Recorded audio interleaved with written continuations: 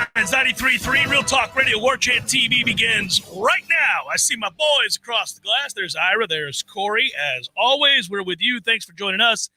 If you're in the chat, we'll talk to you. If you're driving around town, thanks for tuning in to 93.3 Real Talk Radio as always. And let's thank our friends at Register Sausage. Yay, sausage!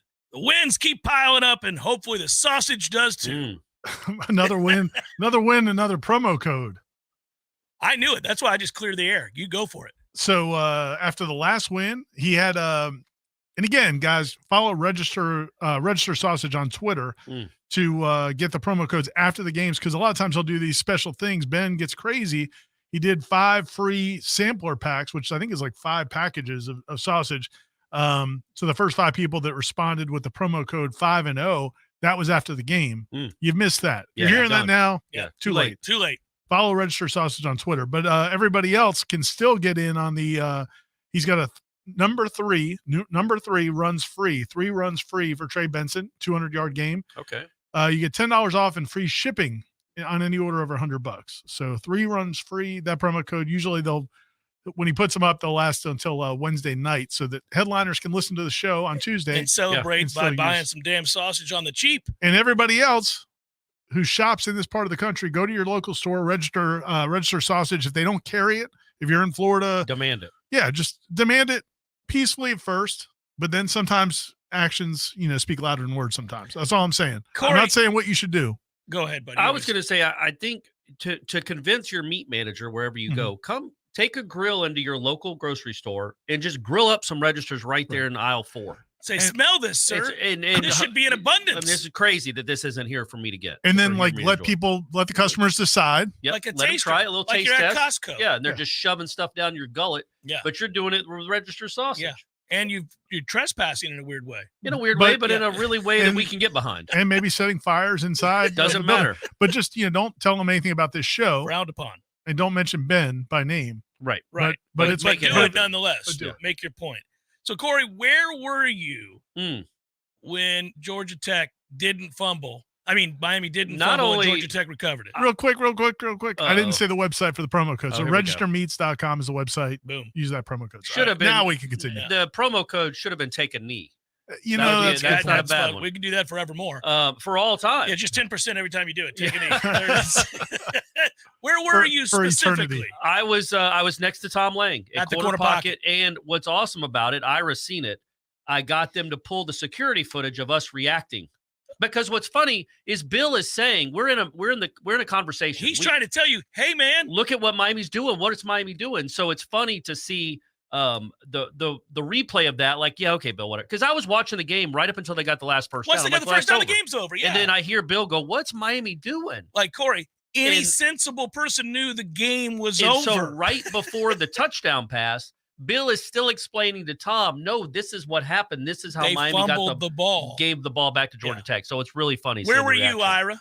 I was on my couch working. Did you because the reason I'm asking you this, we'll all remember where we were. By the way, that seemed like a passive-aggressive I think it's just a great example of the kind of dedication. No, I feel like it was taking a shot at me for being at corner pocket and not working. But you had already finished your article. I feel like I had. You might feel that because you just There's some guilt. It could be a guilt. It's all an automatic guilt. Do you have some self-loathing to do? Of course I do, and I'm glad he brings it out. So for you, when did it occur to you? When did you put the pieces together? Hey, this dumbass. Look, man, I'm going to give all the credit to Matt Hasselbeck or Tim Hasselbeck, whichever one it was broadcasting the game. He's yelling at the TV. Because I was working. I was sitting on the couch. I had it on TV, but I wasn't actively watching, especially once they got the first down. I was just like, okay, it was on. But what's cool about his broadcasting, whichever one it was, is the fact that usually at that point in the game, the announcers aren't even paying attention.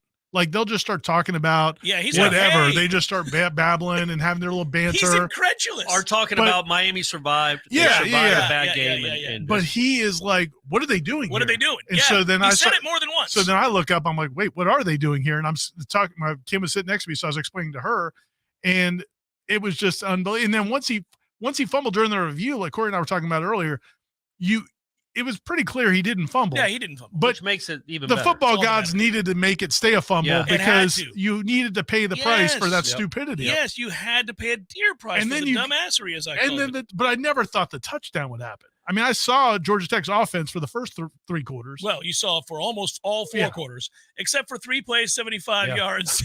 Well, Haynes King has always been one of those. He's got a little Elway in him, where if you give him a chance, he'll make you pay. No, the reason I asked you both that question was I was sitting there contemplating whether or not to go to bed or watch the USC-Arizona game. Oh. And I was watching the end of the Miami game, disappointed that Miami was going to win. And I was like, Georgia Tech's offense. And, I had watched a good bit of that game and thought it's like 400 and something yards to 150. Yeah. I mean, Miami dominated the game. Tyler Van Dyke's just trying to keep Georgia Tech in the game. Single-handedly. It was beautiful. I'm like, good job, Tyler. I'm glad to see that still in you. Yeah. And then, so I'm watching all of that. And then I actually got up, walked to the fridge to grab a beer because I had made my decision. I was going to stay up late and watch the USC-Arizona game. So once you make that decision, grab a cold one, guys. Right, We're going to be up for a while. So that's what I did. When I sat back down, I looked at the television and went, he's got a fumble. I'm yelling at the TV, and Bryce says, why? And I said, because these dumbasses should be taking a knee. I'm double taking the clock. Well, and you're also, I kept looking at the timeouts to be, am I missing? Does Georgia Tech have a timeout I'm not aware of? That I just can't see. Right. You're looking at the screen. Yeah. I did the same thing. And I kept saying, no. And then Hasselbeck said it. And I went, they are. This is hubris beyond anything I've ever seen. And then, I began to deduce after that, they must have wanted to get that kid 100 yards. That's arrogance. That's an offensive line stat. Mario's a former offensive lineman. What did he have? Did he end up getting the 100 on the run? No. I almost think he got a few yards on that run. 97, I think. I'm not 100% sure it was the 100 yards. It may have just been. I just think it's his attitude is we're just going to keep running. We're just going to keep running. We're going to enforce our will. We're going to end this game with us running it down your throat. Well, that's what I think. They've yet to do a victory formation. Yeah. So that's come out now. And, of course, we all know what games, happened. They were up by 3 and 4 scores. So you don't – Mike Norvell doesn't go into victory all the time with 4 scores. He'll let his backups get a couple reps in. Yeah, because there's no danger of losing the game. This is inexplicable. This is a situation where you can't do that. He did clarify in his press conference yesterday, he clarified that they do work on the victory formation. They actually do practice it, which kind of felt like when Jimbo told us that they practiced the Burt Reed catching the dropping the ball. We work on that all the time. How much do you two blame Van Dyke for not just taking the knee? So Tom and I talked about this yesterday. If that call comes in and like you've done the math yourself as a player, let's say. Played a lot of football. Yeah. If you could just be like, no, we're not doing that. We're going to take it a knee. Now, what's he going to do? Yell at me because I saved our dumbasses from, potentially a situation like this? But I don't know, man. I mean, he might not have looked at that clock and thought maybe he didn't do the math. Maybe he wasn't paying attention. Not everybody's a heady football player. Yeah, man, I can't. I don't know if there's 3 quarterbacks, 1 quarterback in the country that would do that. I remember Leon Washington. This is why I bring it up. would say this, though. There are quarterbacks that look up. Well, there are other football You might players. say something to him. Like, you may not override the play, but you would look over and be like, we can take a knee. At the end of the Miami-Florida State game, when they blocked they muffed the kick. Mm-hmm. So 05, I think. The muff. The Florida State gets the ball back with like a minute and a half left or something. Miami has 1 timeout. They're running toss sweeps. And Leon gets a toss sweep and goes down, takes a knee, and then is screaming at the sideline. Like, what are y'all doing? Yeah. Run out the clock. Run out the clock. Leon Washington knew to do that. Like, it's not out of the realm of possibility. But I'm not, obviously, I was just kidding. I'm not blaming Van Dyke, but it's like, man, it is. And you would never. I know nobody feels bad for Miami fans, and you never should. You want them to anguish forever. Ever. I do feel bad for that offensive line that when they needed to ground out 3 first downs to go win the game and save their quarterback and their coach from a horrible loss, they did what they had to do. Yeah, sure. They pounded out 3 first downs and won the game. I'm not going to tell you that I don't feel bad for a couple of those kids. That kid crying, I felt bad for him. Yeah, I definitely feel bad for the kid that didn't actually fumble. Yeah, I mean, the one kid. Yeah, that too. The kid, the running back that didn't fumble. Well, and also the kid, the offensive lineman mouthing, "What the F are we doing?" Yeah. I rather like him. He should have mouthed it to Van Dyke before he snapped it. He should have mouthed, why the hell did I transfer here? Yeah. He's a really good player too, by the way. He could have gone other places. Be interesting to see how that locker room handles the rest of the season. Well, that's the other reason is that what an untenable situation, because if you're a Miami administrator and you care, you would witness that. That's a fireable offense. I mean, it's a fireable offense. But they can't fire him. He's in year 2. You gave him an 8-year deal. There's no chance you're starting over. So you just have to wear it and hope like hell that he didn't just lose the locker room. And there's a very distinct possibility that he did. Look at the faces on those kids. How does he admonish a player after a bad play? You just cost us a touchdown. Yeah, you just you might cost us a game. It's like I would know to take a knee, coach. Like seriously, if I came, you play, I'll be Cristobal. You be the player. Hey Jeff, man, look, we're trying to win a football game. Get the hell out of my face. No. Hey, right now we're trying to win a football game. I call a play. Yeah. It's 3rd and 6. Why are you playing off coverage? Why don't you take a knee, coach? That's exactly how it's going to go the rest of the season. Somebody, a friend of ours texted me yesterday, and he was like, hey, when you guys talk about this tomorrow, don't let them off the hook on the last play either. Right. What was that? That play was like if you were at your own 20. Yeah. Why couldn't Van Dyke have rolled out and run forward and thrown towards the end zone? Why did they do the trickety-do? Oh, you're talking about Miami's the Hail Mary. By the way, I'll also rip the Georgia Tech coaching staff for kicking it out of bounds. Well, but once they do that, you have a chance at the Hail Mary. He's got a big arm. He's got a big arm, and you can do they're only going to rush 3 probably. Right, you have so a you chance can to roll. throw it into the You end can zone. roll out and get a run forward, and then he could get it really, if not in the end zone, probably right there. Hasselbeck said the same thing. Instead of that crazy-ass play. Like That's the play you run when you're at your 10. Yeah, you have no chance of getting it there. Van Dyke can get it to the end zone. During the play, well, I think I'd rather give my quarterback a chance. Yeah, I mean, it's insane. Yeah, because when he kicked out of bounds, you're thinking, oh man, he's going to have a chance to throw it in the end zone. So Bill pointed this out to me. Bill from Corner Pocket, I was watching the game with. After the game, he went and watched the Georgia Tech press conference. Go watch that, because that's not a great representation of coaching acumen either. Right. Number one, he gets the score wrong. He says, "What was the score? We won by 20." Because he was asked why he took a knee after the touchdown. Right. He's like, "Well, the score's 23-17. We don't want to have anything happen where they can run it. Can happen. They can run it back. Nothing can happen. Number one, it wasn't 20. Yeah. You're up by 3, so you're still up by 1. Yeah, and then he said, well, and also if we run a play, maybe you get it unsportsmanlike, you get a 15-yard penalty, and you're kicking it off from the 20. What? Which that makes a little because if you kick it off from the 20 and squib it out of bounds, you're not going to squib it from the 20. You probably wouldn't. So maybe they have a better chance to return it then. So I get, but he didn't even know the score. There's no risk. Not kicking the extra point was ridiculous. They're not going. There's no 5-point play. Yeah, I mean, but also there's no real. They're not kicking a field goal either, right. So it doesn't kill you either way. But just that he didn't even know the score. Like what these guys and they get paid so much money and they're so detail oriented. All these coaches. And then when it becomes the final 1 minute, you might as well have a grandmom or a granddad doing time management, because these guys lose their ever-loving minds and have no idea what they're doing. I've asked a couple of people because I wanted to know, and I brought this up to Ira yesterday. I brought it up on my show. By the way, we know it's not Hurricane Headlines, but guys. Oh, no. We can talk about this. You saw that game. This is a whole deal. Nobody's upset about this. Nobody's upset about us reliving one of the worst moments in Hurricane fandom, and there's been several. It might be the worst. It's awesome.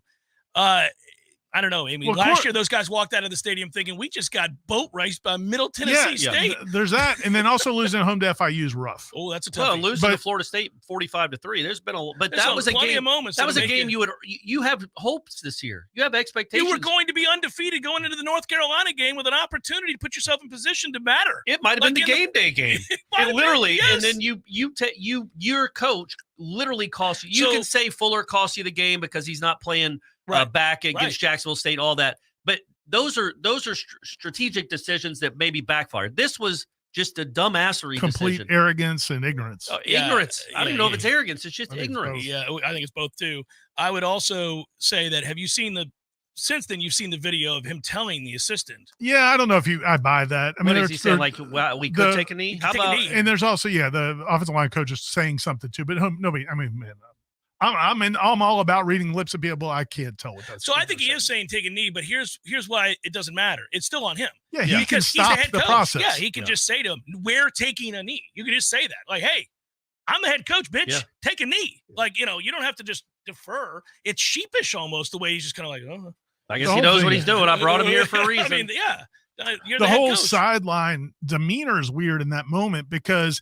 You should be just kneeling on it and being over. There shouldn't be at that point. You should be taking off the headset, shaking hands. Exactly, yes. But that's not the walking to the. But they should be walking to midfield. But that's not the vibe on the sideline. No, they're arguing, and it's almost like they're intent on running another play and score, either getting more yards or whatever. It's just they're bickering. Very strange. It looks to me like they're bickering. And Mario, for whatever reason, defers. His idea is right. I'm going to give him a little credit there if he is saying take a knee. But you're the head coach, man. Yeah. And I think they wanted to get that kid 100 yards, and it backfired. That doesn't even make sense. But who gives a flying F about a 100-yard game against Georgia Tech? Who cares? Who just got beat by Bowling Green. It's not like he's going over 2,000 for a season. He's breaking some records. No, it's a 100-yard game. I will tell you this: you don't have to buy it, but it's very plausible, especially when your coach is a former offensive lineman. But it's 100 yards. To me, that's not even. But it's just about the mindset of this is how we finish games. Like. Pansies kneel on the ball. We're going to keep running it down your throat. Well, that's what possible too. That's possible too. I'm not saying it's not. I'm just saying it's not crazy to regardless, think. It's just it's just the most moronic thing. And the thing about sports, we've talked about this before, when you make bad decisions, that's what happens. Like when you make it so often in sports, when you make a bad decision, like even coaching Little League or whatever, the ball finds the kid that you shouldn't have in that position, or the change you made on the mound. Just whatever. When you make bad decisions, a lot of times that's exactly what happens. That's the beauty of it. That's what you want to happen. Yes. You want a ball don't lie moment. Yes, you correct. Want a situation where they have to pay the piper for that hubris. You want that to happen. Man, they could get beat. That game. Talk about a fascinating game. That game this weekend is going to be really fascinating. Are they going to come out with angry? Or are they going to come out just completely dead and have quit? Like there's two options there, and they're both probable. I mean, they're both equally likely to happen, I think. Do you think, like, if the North Carolina fans, if they're savvy, it's not basketball now, it's football, may I have the whole crowd just start the game taking a knee? That would be great. The student section should all be on a knee for sure. It's going to haunt him. It's going to be around for a long time to come. And he has to. And no matter how this season ends. Man, that look on his face, we've seen that look before. That's that far away. But then he goes in the press conference and says the kid's got to hold the ball with two hands. I can't believe that the first thing he says is, nothing to do with the play that just happened. And then the second thing he says, we teach holding the ball with two hands. I'm like, oh, you didn't just do that. Yeah. You didn't just do that, my man. That kid should have been in the portal 5 minutes later. I mean, come on. You can't. How does that even happen? These guys need people around them to just say, hey, you're emotional right now. This is tough. You're about to have to face the music. You're Clearly, not he does not have good people around him because he would have taken a knee. But I'm saying yes. In that moment, crisis management, you got to have a guy say, look, I don't care how pissed you are and who you're pissed at. You are the leader of this team. You have to go out there and wear this. And it has to be the first thing you say. It can be nothing else. It can't be about any other aspect of the game. You have to walk out and say, well, that is a tragedy. It's all on me. But also, and somebody just mentioned this in the chat. Timmy says in the chat, they had another chance to cover up their mistakes, but then they let the receiver get behind him. That also spoke to the panic on the sideline. Oh, total panic. Because they just realized what just happened. Man, they have the time during the review. Taking off their tape. Yeah. They're probably taking off their cleats. And they're putting their baseball caps on, man. But they send them back out there, and apparently nobody said, hey, dudes, nobody just can't give up a touchdown. Yeah. Nobody can get behind you. Well, they were worried about a game-tying field goal. Yeah. But it's like Florida State against Jacksonville State. Yeah. You're worried more about the field goal, which only ties you. When you see him roll out and you're watching almost in slow motion, like he's behind him. Well, because, you see him running by, like the safety's running forwards like he's coming up to fill a hole. What are you doing? Let him scramble. Who cares? Yeah. Let him run all day. I was like, why are you racing up to tackle him? And then just Georgia Tech should have run the play. By the way, the kid who scores almost screws that up. I know, which would have been. Might have been kind of funny too, but not as funny. No, not as funny. So what would have happened? Just this hype, because I saw it when I saw the replay. I ran up to the screen to be like, because we see it with Jordan Travis all the time. Yeah. If he even thinks about sliding, they're marking it 4 yards back. Yeah. I'm like, is they going to say he started his dumb slide at the one? That was the dumbest thing. What are you doing, sir? It was crazy. First of all, I'm big enough of a jerk as a competitor that not only am I not sliding into the end zone, I'm scoring and I'm double punching to my. Calm down. You're seeing it all in that moment, baby. And I was thinking, well, maybe the second left. What do you care? But I was thinking the kid that did it, like it was his only catch of the game. So I'm thinking, maybe he's just he just got caught up in the moment or whatever. He transferred from Alabama. Yeah. So it's not like this is his first time on the big stage. He's playing in front of 20,000 people against Georgia Tech. You know what? He made it though. But what I was going to say is, what if they had ruled that he had started to slide too soon? Can you snap a ball? with the second left? Because I feel like LSU did. Yeah. Oh, yeah. LSU definitely did. So they would get a play from the 1 yard line to was kick there a field definitely goal? a second? Yeah, there was a second. Yeah, because they got a second. Yeah, because they had to kick. Right. Yeah. So they were getting untimed down. That's what, not untimed, but they would have to be right there ready to go. Yeah. LSU, they didn't even have to be right. Didn't matter. They're just calling their play. LSU, they were like, take your time, gather yourself, guys. make sure you got get 1 second now. Yeah, you got a full second. I know the clock's supposed to be rolling, but we're not going to do that. You got time. Get a good play out there, guys. Make sure you tie this thing up, or at least have a chance to. Seminole Headlines, 93.3 Real Talk Radio, Warchant TV continues in a moment.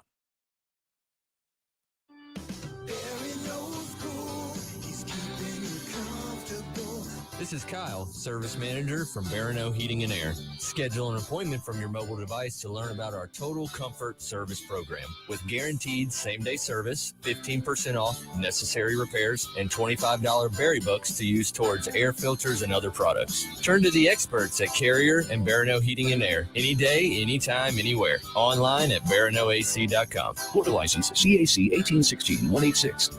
This is Jamie McClenny of Trek Financial, co-host of Cover Your Assets here on Real Talk 93.3. Since 3 of the largest bank failures in U.S. history last March, the S&P 500 is up over 10% as D.C. politicians added an additional $1.5 trillion in spending after raising the debt ceiling. This rally has been extremely narrow as a handful of mega cap stocks are responsible for over 70% of the gain on the S&P 500 year to date. The yield on the 10-year Treasury has been below the 3-month rate for over 200 trading days, the longest streak in 6 decades. As one economist quipped, ignore these signals at your own risk. Managing downside risk is one of the biggest challenges that you will face in retirement, but a clearly defined risk management protocol can help to mitigate large drawdowns in your retirement nest egg. If you're concerned about where all of this might be headed, give me a call at 850-900-5200 and schedule an office visit to discover the risk in your current portfolio. Investment advisory services offered through Trek Financial LLC, an SEC-registered investment advisor.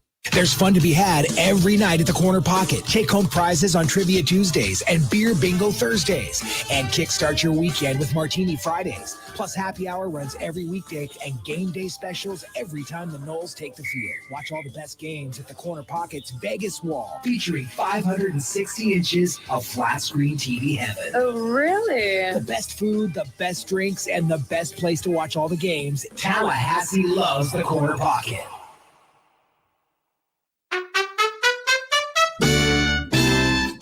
So everybody knows, Eddie, that you are a spectacular cook. Of course they know that. If they go into Bumpa's, the food is always good. I mean, everything on the menu. Mm-hmm. Everything at Gordo's is delicious. I always, of course, get the bungalow chungla, as I call it. The bungalow chung, Jeff. Is that what is the pork? The bungalow chung, Jeff. Okay, the bungalow chungla. It's delicious. All these things, all the items, everything you do, a master cook. But, sir, I would ask you, what is a skill that you possess that you're particularly proud of that nobody would know and that you could share with us here? Growing hair, Jeff. Growing hair. You're an asshole. Gordo's, bringing the flavor and flair of Cuban food to Tallahassee since 1996.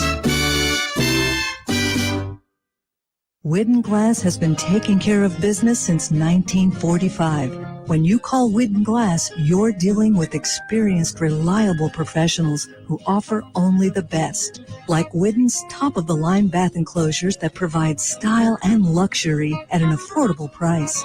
Eye-catching storefronts are a specialty at Widden Glass. We'll help you design it and install it.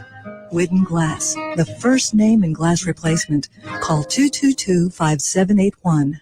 Life is stressful. Dinner shouldn't be. That motto is why Register Sausage has been doing business in the Florida Panhandle and Lower Alabama for over 75 years. A proud sponsor of Seminole Headlines, Register Sausage always provides the best Southern smoked sausage to over 140 grocery stores and restaurants throughout the Southeast. Headliners have discovered the Register's difference. You can too. To find a store that carries Registers near you or to buy directly, head to registermeats.com. That's registermeats.com. Register Sausage. Yay, sausage!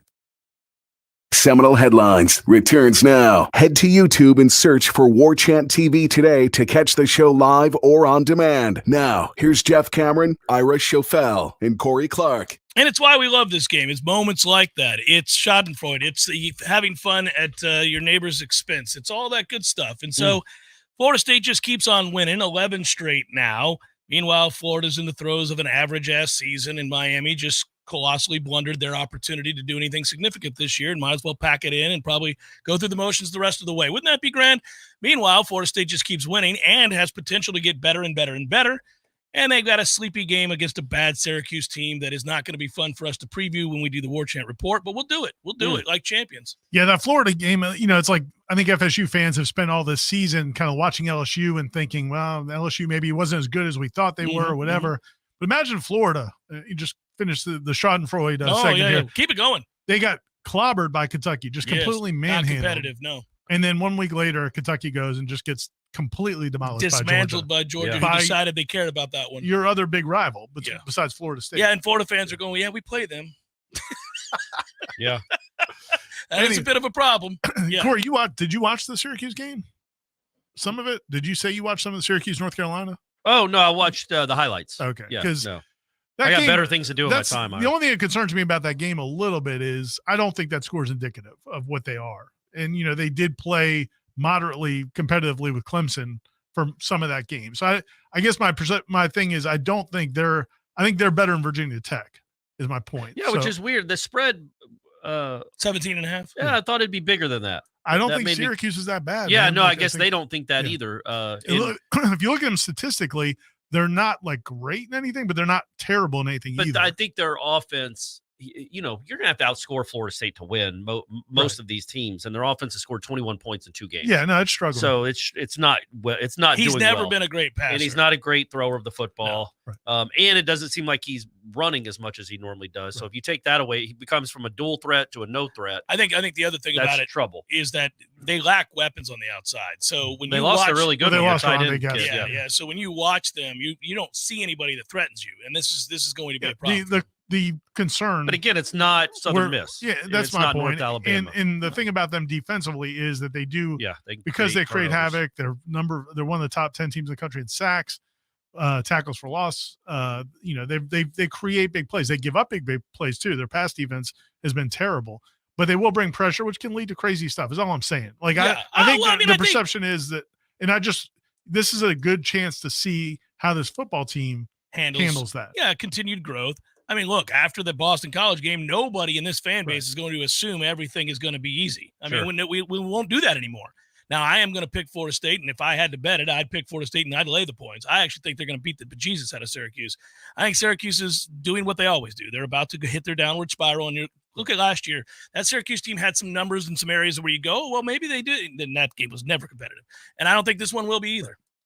I don't either. I just thought Virginia Tech was a game I thought Florida State was going to win by 40, 50, and I think it would have gone that way if those calls hadn't happened. Well, in particular, the roughing the passer call. If the interception stands, it's going to go be 29-0, and you can Katie bar the door. Or if you call the DPI if you don't call the hold on Roddick, which was unnecessary. I mean, he did missed grab the him back on the long run. The crackback. It was all in a 4-minute window. It's awful. It kept them in the game. Yeah. But, it kept them in the game. You're allowed to overcome that kind of stuff. And, of course, you don't have to give up a 99-yard kickoff return to start the second half. But if that doesn't happen, which is obviously an anomaly, Florida State hadn't given up one in 19 years. Yeah. It was the longest streak in the country. So if that kick return doesn't happen, I know it did happen, it's a 40-10 win. You know what I mean? Yeah, no, I'm thinking a very workmanlike, dominated, inferior teteam. I felt much better about this win in spite of the second quarter that was aggravating. Because that was gross. It was an awful quarter. Yeah. I still think it's not going to be if they don't get 16 calls to go their way in that short segment. But anyhow, I was much more pleased with the overall performance of this game, and even more pleased, frankly, when I went back and watched it again. I watched it in the stands with my family, and then I went home and didn't watch it again, and I proceeded to watch the rest of football. How's that fan experience, by the way, being in the stands? I didn't have as big a problem as many other people did. Now, I was with a bunch of kids, so I wasn't going and getting a bunch of things. Yeah, I did at the beginning, and that was it. Concessions are a nightmare, Listen, we've all bitched enough about this. I think Florida State's got to be well aware. You just like them to do something about it. It's been going on for a couple of years now. Yep. And at some point, you'd think that the powers that we get a handle on it. That said, I will say that when I went back and watched this game on Monday morning, I thought oh, this is even better than I realized. They did a lot of things very well. This was what you're supposed to do. There's even more available yards there, and I'm glad Trey finally hit some big ones because that's going to get him going. Maybe that confidence gets going. Yeah. It's there, man. Now, they're not completely healthy, as we all know, on that offensive line, and that group is going to have to get better, continue to get better, and get healthier. For goodness sake, they got to get healthy. Why do you think is it our fault that there's a feeling like the offense isn't humming the way people want it to be? You know what's humming? funny? I'm glad you brought that up because I was watching your guys smash. Not all of it. I wanted a taste. I wasn't watching the whole thing. I about 12 minutes. But I remember who does the producing where they put up the messages, like the chats. Ben does, yeah. So it's kind of fast and furious. There's a lot flying there that y'all don't address much of them. But one of the comments was like, the reason we're so disappointed is, and I don't remember what the reason. We were told this is a great team, and I'm like, what? Where are we? This was just one person. I'm not saying the vast majority of Florida State fans are this way, but how are you disappointed after what I essentially was a 40-10 win? But even 39, you was a 22-point win, and you're 5-0 and number 4 in the country. Like, what do y'all expect it to look like? I think it's a combination of things. I think it's a combination of what they looked like towards the end of last season. Sure, offensively. Yeah. And then the way they added a bit more pieces. And I think that the thought was, well, we saw what it looked like at the end of last season, and now you add Keon Coleman. Well, and by the way, Keon lit it up on opening night with the nation watching. Keon Coleman was the best player on the football field against LSU. And so that wets the whistle in a way that nothing could. Like, they told us Keon was good, and look at this guy. He's head-topping bitches left and right. And if you watch our content, if you read our content, the other websites out there that cover Florida State, there were times in the fall in the preseason where, like, man, this offense is the real deal. So I do think we probably played somewhat of a role in it, but I think it's a perfect storm. Wouldn't you? Where there's just a feeling that it should be the greatest show on turf, and it's been good, but they're fourth in the nation scoring. I'm with you, but it's a weird situation. I get it. I also think what we have to take into account, because I've been thinking about this too, because it's not like I watched that game on Saturday and be like, this is an incredible offense. No, because they haven't put together 4 quarters. 4 quarters. They've put together incredible stretches. Yes. Though. And when you look at the totality of it, they're 3rd in the country in yards or points per play. They're 9th in points per drive. Yeah. Like, they're not getting the ball a lot. And that's something we have to keep in mind too. Like, well, and this is why I got mad on Saturday. Not at them. I'm mad at the officials. Yeah. They did what they needed to do to get off the field. Yep. If you get off the field and they don't call the roughing, which is an asinine call. Yeah. And that interception stands. I'm telling you, it's about to be. We all know it's about to be 29-0. At 29-0, Virginia Tech gives up. And it is over, and you are going to get your 60-7 ass kicking. Yeah, because even the drive they had after that, which was aided by some other calls, not calling crackback and everything else, they were still able to play the 6 yards, 8 yards, quarterback run, that kind of a drive. If you're down 3 4th downs, it was ridiculous. Yeah, exactly. If you're down 30 points in the second quarter, you can't do that anymore. Can't do it. Now it gets to 60. It was all contingent on that asinine call. Yeah. Now, I will tell you, just to make people feel better, that's not a moment where officials just decided to be out to get Florida State. Look around. There were 4 that I counted that I saw on Saturday and 2 on Sunday where we've got officials trained to believe that any kind of a hit on a quarterback, if he's not holding the ball at the moment he's hit, is a penalty. It's a late hit. It's a late hit. You might as well call it. And God forbid it looks violent. I mean, even if you do it technically sound, say a quarterback is oblivious to the fact that he's been standing in the pocket for 4 seconds and probably should get rid of the ball or move his feet. Yeah. If you light a dude up from behind, center of the back, nothing illegal, they're going to call it when his head jerks back and he goes flying and it looks violent. They're just going to throw the flag. It's crazy. They've been told over and over and over again, when in doubt, throw the flag. So they just do. I get mad at them, but I don't even blame them. You know that's a mandate. It has to be. Well, it's when you definitely don't want to get the stars like Kenyon Drones hurt. Well, my point is, you got to protect. You know what I mean? Like, I get it when they're. I know. It's crazy. But they do it in the NFL because it's Tom. You don't want Tom Brady or Pat Mahomes to get hurt. I'm saying they have all been told to a point where now it's hard to undo. The cat's out of the bag, man. They've got to go back now and retrain these officials. Like, we're not trying to be out here playing tag, guys. It is still football. I actually saw, I can't remember what coach it was. There was a coach talking about it because there's another college coach that had it.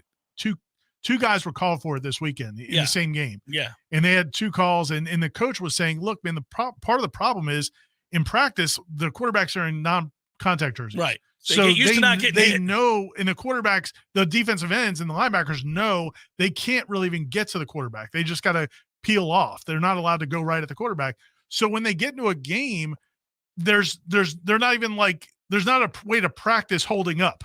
It's like they normally just go right by. Well, now they're running full speed at the guy because that's what you teach them to do. When you get in the game, you got to run full speed at him. You can't just, but how do they stop? There's no way to stop. Yeah, what did Byron Turner supposed to do? He did everything right. He did everything right. There's nothing wrong with that hit. There's zero wrong with that hit. I could watch it from 105 different angles. Are we playing football or are we not playing football? So, again, and it might sound like we're making excuses, and I don't know what you'd make excuses for the 22-point win. Yeah. You won the game. You're 5-0, but you had that call. You had the non-DPI on Ja'Kai Douglas. That was a third down that gives them a new first down. You had the questionable holding call on Roddick that made the Ja'Kai Douglas play even happen because Jordan had run for a first down. He had run for a first down on third down. Then you have the crackback block that's not called. So a 40-yard gain becomes a minus 8-yard gain, which completely changes that drive. And they should have had a 2nd and 17, but Florida State gets called for a delay a game for changing a call by smacking their thigh. Yeah, they said they were, and the lineman lifts up, and they were imitating the. But they weren't. Yeah, but that whole thing's a point of they're doing that this year. That was a big issue in the Syracuse game. Syracuse kept getting called for it, and they were saying the same thing. It's also, but it's defensive coaches are doing it on purpose because it works for them. They screwed. We played somebody because of that. No, but we played somebody this year. They screwed the other team. Syracuse. No, we Boston College. Yet. Boston College. I'm sorry. Yeah. So they screwed them on that, and I remember thinking at the time, that's crazy. But they were doing it like with calls, like yelling. They are literally smacking their thighs because it gets loud. One of the times they said that he did it with his hand. Oh, that's right. So that they got to stop that too. But either way, that was a collection of 5 game-changing calls. Correct. And I mean game-changing. They won the game, and they won the game big anyway. But like we're talking about, if it's 38-0 at the half, the game's over. You can get your young guys some real work. Right. Vandrevius Jacobs can go make some plays. Hakeem Williams can go make some plays. Instead, you're kind of in a dogfight. You're in a 2-possession game in the fourth quarter. Well, at 22-17, there's real nerves that go on. And then Johnny gets knocked out, and you're like, man, this game's getting dicey real quick now. Now, luckily, they did, and you made the point, and I think it was a good one, that they were able to handle that adversity and bounce back and stay within the confines of the game plan, run the ball, make a big play, and take back control of the game when it looked like things were beginning to spiral a little bit. That is maturity. That's worth noting. I do think it's worth noting. I think that answers the original question, and we got to go to break, but that's the frustration, is that there's better in there. Yeah. And it's okay to point that out. There's better in there. Knowing that it won't, you're not going to see it every week. No. You want to see it bubble up here. Yeah, you want to get a great 4-quarter perforance. It might not ever come, and you might still go 12-0. That's true. But you'd like to see it. And the time to do it would be against Miami and against Florida at the end of the year on the road. You put together 4 quarters there. At Wake. At Wake. Beat Wake's ass, no, I don't care. No, that's not true. But also at Wake, you need to beat them by 70 points. I'm with you on this. I'm with you. I've been calling for it for over a year. Yes, let's go. Burn it to the ground. Burn that stadium to the ground. Seminole Headlines 93.3 Real Talk Radio, Warchant TV. Your local news now. The driver of a car was seriously injured after crashing with a flipped tractor trailer early Sunday morning around 2:50 a.m. The tractor trailer was traveling eastbound near mile marker 137. Hey, headliners. Ira here again. As you remember, a little while ago, we had the idea to start a Headlines merch shop for the best podcast listeners in the world. That's you guys. But I had no idea where to get started. That's why I'm so glad we found Shopify. Shopify is the commerce platform revolutionizing millions of businesses worldwide. Whether you're a startup using your man cave or you're IPO ready, Shopify is the only tool you'll need to grow your business without all the struggle. Shopify puts you in control of every sales channel. You could be selling satin sheets from Shopify's in-person point-of-sale system or offering Yay Sausage t-shirts from Shopify's all-in-one e-commerce platform. And once you've reached your audience, Shopify has the internet's best converting checkout to help you turn them from browsers into buyers. Shopify powers 10% of all e-commerce in the United States. What I love about Shopify is how no matter how big you want to grow, Shopify gives you everything you need to take control and take your business to the next level. This is possibility powered by Shopify. Sign up now for a $1 per month trial period at shopify.com/warchant, all lowercase. Go to shopify.com/warchant to take your business to the next level today. Remember, that's shopify.com/warchant, all lowercase. Johns. For all your landscaping and lawn care needs, visit thelawnjohns.com. Right now, 79. Taxes are too high. Spending is too high. Why did Matt Gaetz join Nancy Pelosi, AOC, and over 200 Democrats in killing the Republican plan to cut Washington spending and strengthen the border? Because Matt Gaetz would rather promote himself than protect taxpayers from runaway government spending. Conservative Republicans had a deal to cut spending by 8% and restore Trump's Remain in Mexico policy. The plan would have protected taxpayers and our borders. But Matt Gaetz killed it. Matt Gaetz spends too much time chasing TV cameras and not enough time working together with conservatives to rein in Washington spending. Call Matt Gaetz at 850-479-1183 and tell him to stop voting with Democrats and start siding with Florida taxpayers. Paid for by Americans for Tax Reform. Learn more. Visit atr.org/cut-spending. Life is stressful. Dinner shouldn't be. That motto is why Register Sausage has been doing business in the Florida Panhandle and Lower Alabama for over 75 years. A proud sponsor of Seminole Headlines, Register Sausage always provides the best Southern smoked sausage to over 140 grocery stores and restaurants throughout the Southeast. Headliners have discovered the Register's difference. You can too. To find a store that carries Registers near you or to buy directly, head to registermeats.com. That's registermeats.com. Register Sausage. Yay, sausage! Seminole Headlines returns now. Head to YouTube and search for Warchant TV today to catch the show live or on demand. Now, here's Jeff Cameron, Ira Schofel, and Corey Clark. But to Ira's article in the 321, I do think that there'll be sort of, you know how you shake off the rust when you get back to doing an activity you haven't done in a while. I feel like there'll be shaking off the angst a little bit here with another lopsided win over Syracuse. Like if you go out this Saturday and take care of business yet again and dominate yet again, and the reason I say to your point, you talk about a lot of teams had a chance to warm up with soft teams and kind of work on things and get guys playing time and, ease them into the season. Florida State did not have that luxury at all. Two of their biggest games, their two biggest games, were amongst their first four. Now they're getting into a schedule or a part in the schedule where even Duke, let's see if their quarterback starts or not. But, Florida State will be heavily favored in that game, too, at home. So you look at those games and you think this is where they get right. This is where they get healthy. This is where they can work on a few things. This is where they can better execute a few things if, in fact, they find their health getting somewhere close to 100%. They didn't have Jaheim Bell. Tatum Bethune barely played. Offensive line's not completely healthy. We know this. But if we get to see this unit and this team get back to something close to healthy, I do think you're going to be watching a succession of, lopsided wins. And then wins and losses happen for a reason. I always say that. And they elicit an emotion one way or the other, no matter what you thought about it going in. It causes a reaction. I thought they'd beat Virginia Tech. Now, the way they beat Virginia Tech causes us to think about that game differently than the hypothetical. That will be true this weekend, too. If they beat Syracuse, I don't know. I think they're going to beat Syracuse handily. It's a 17-point spread. I'm going to lay it. I think Florida State will win by more than 24. So if they do that, I think you're going to see less and less of that hand-wringing that we're talking about. And I also thought the first quarter you saw what offense can look like. Well, the whole team. And the defense got 3 straight 3-and-outs. The whole team for sure. But it felt like the offense, even when they got a penalty, it felt like they're going to overcome whatever happens on this drive. They're just going to keep going up and down the field. And I think when you go back to that Clemson game, I think we're going to go back later. Look, since they played Florida State, I think they've given up like 14 and 12, I think, in their last 2 games, something like that. Yeah, and one of the 12 was one of the 14 was you gave them the ball after a crazy fumble. They only had a 20-yard drive, and then Wake Forest scored like a minute to go down by 11. They didn't do anything for 59. So I think we're going to look back later and see that Clemson defense was the fact that they went and scored, 28 points or whatever it was on the road against that defense. 31, Ira. They got the streak going of 30 in a row. Come on, man. But 24 in offense, really. Correct. Yeah, you're right. Yeah. Right. So and 1 was in overtime, so really 17. But compared to what they're doing to everybody else, I think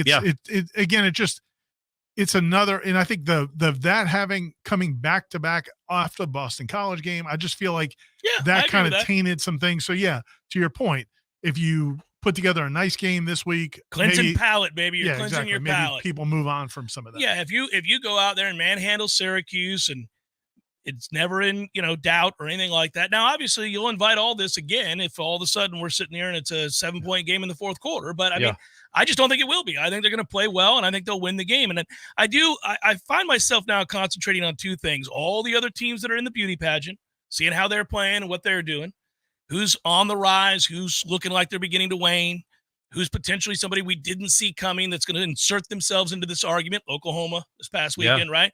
So those kinds of things, you start looking at their schedule. Like, well, who do they have left that they're not favored over? You know, I mean, Oklahoma's got a lot of easy games coming up. They just got to play Texas again, perhaps. They got to play Kansas later, and we'll see if they have their quarterback back. But for the most part, this looks pretty easy, and certainly they can navigate those waters. And as you do this, you know, you're getting those games that you want. Because remember, you know, you've got Oregon and Washington playing this weekend, right? And you've got USC and Notre Dame playing. And you got games now, North Carolina, like we just talked about in Miami, where you're going to get a lot of evidence. And then you just have to continue to take care of business, make sure you're positioned. And then the other thing I'm going to look at, and I'm going to continue to watch because they just haven't been all year long, can Florida State get all of their people back? Mm-hmm. They've got to get healthy. They're not – I mean, it's weird. I know that looked easy, but this is a much better team when Jaheim Bell is in the lineup. Yeah. This is a much better team when they have the starting 5 offensive line that they want to have out there. They've yet to have that. Yeah. So, I mean, it's very frustrating that they've had to deal with that. Now Johnny Wilson gets hurt. We'll monitor him, obviously. Sounds like he's going to be all right, but it's a little frustrating. Yeah, and I think when you look at, the pieces, again, I think you go back to it doesn't feel like the sum is equal to the parts. Like it feels like they could be more explosive than it has. But I think there are some reasons, like you said. I mean, the offensive line issues, working guys in together, and then, some of the teams you played, and then some of the situations where, and I think Mark just brought up in the chat, just in a couple of the games where the defense couldn't get off the field or the offense wasn't good on third downs, where you just didn't have the ball very much. I think all of those reasons. And I think that's why I think the points per play and the points per drive is a pretty good indicator of how well the offense is playing. Because number one, that's a better way of it's not just that the defense can't get off the field; it's just the new rules have lowered the number of plays. The number of plays. I think I saw the FemRow guy said that Corey's been telling you about the FemRow for years. FemRow, yeah. Remember you were dubious, and I'm like, you gotta have to inform me on this FemRow guy. So he said that there are only 4 teams this year that are running that have 2 possessions more than they did last year, averaging. There's 58 teams that have 2 possessions less than they were averaging last year. Well, 2 possessions is for a good offense is a score. Big damn deal. So it's 60 yards and a touchdown. So that, along with, there have been times, including the Virginia Tech game, where you just can't get off the field. Even if you get a stop on third down, they needed 8, you gave them 7, so they're just going to do the push for a yard. A little frustrating. That's frustrating when you can't get the offense in a flow like that. I believe that was a 16-play drive is what that was. Was that the touchdown drive? That's the one, yeah. And you had so many chances to get off the field. Plays they had a 4th and 3, and Deloach can't make the tackle, and then Edmond takes a bad kind of gap in the touchdown run. That should have been a tackle for at least a tackle at the line of scrimmage. So mistakes were made, clearly, but I just think I thought Atkins made a really good comment yesterday. He's like, we have those good offense problems, as in we have too many guys to get the ball to. He goes, they've been unselfish. Nobody's complaining. Maybe Winston Wright, the exception, but nobody's complaining about how much they're getting the ball. But there are going to be times, he goes, in the building, we know how valuable these guys are. But Keon Coleman won a whole game without a catch. So did Johnny Wilson. Jaheim Bell did jack squat. I mean, he was limited, but he did jack squat in this last game. Well, he didn't. Destin Hill has made one important catch all season. He's a good player. Yeah. Apparently, they want to throw it to Morlock more than Destin Hill, but whatever. That's their prerogative. But there are really good players that have not been unleashed yet. But it's kind of the issue when you have so many really good skilled players. Right? I want to read Mark's question because he did contribute to the cause here, and we appreciate that, Mark. Ira pointed it out, but I didn't read it. It could also be argued that the reason the offense isn't looking as great as we thought is because almost every opponent has had a 6 to 7 minute drive every quarter. And although they're getting stops. Yeah, I think that's fair. I don't think it's not 67-minute drive every quarter, but there's been 1 or 2 in every game. 1 or 2 probably. a game, yeah. Yeah, easily. And some of them longer than that. That Virginia Tech drive, good God, it was the drive that never ended. That was, and a lot of it was aided again by these calls that it infuriated me. But and they were running the clock too. So in that game again, so the first quarter was as good as it could be. You're 22-0. Second quarter, you only got really 1 possession, and that was the possession where they robbed you on the PI call and the holding. And the holding. Yeah. So it's what it is too. When it happens, you can feel it. It was tangible. I don't know if you guys could feel that in the box, but you could. The wind came out of the sails in the stands. Everybody's just like, Jesus. I thought that was from the students doing the wave while we had the ball. Yeah. Look, it wasn't just the students, Ira. It made its way around the stadium. Don't blame on the students starting. Hold on. So this goes way back. I know Jeff didn't start it. Thank you. I've hated the wave since its inception. Right, back in '82 in the Kingdom. Even before you were an old man on your lawn. I hated it when Crazy George was doing the beating of the drum and all that nonsense at Rowdy's games and everywhere else. I hated it. Still hate it. But I especially hate it when fans reveal a similar level of dumbassery by starting the wave when your offense has the ball. What are we doing, Florida State fans? Get it together. Would it be bad form to just start fighting people if that happens? I was next to an older woman. It would have been bad for me to hit her. Could the video board, would you finally use it for good? And Stop. You just stop the wave. Stop the wave. You just do something with the video board other than what they've been doing. You guys look like idiots. You look like clowns. Stop this. Enjoy these punting stats. Yeah. See, this would have been a good time to take a break. I don't think we really can, though. We have 2 minutes to go till we start hour number 2. We can let just Corey rant about the video board. No, I don't want to. Don't want to. Guys, but it is awful, and I hope they're working on it. Just like I did the baseball video board. I did get, at one point, the scoreboard painted. I did with my campaign. Complaining about the lack of garnet. Yeah. So here's the thing. I feel like they lessened the music in between plays a little bit. Tiny bit.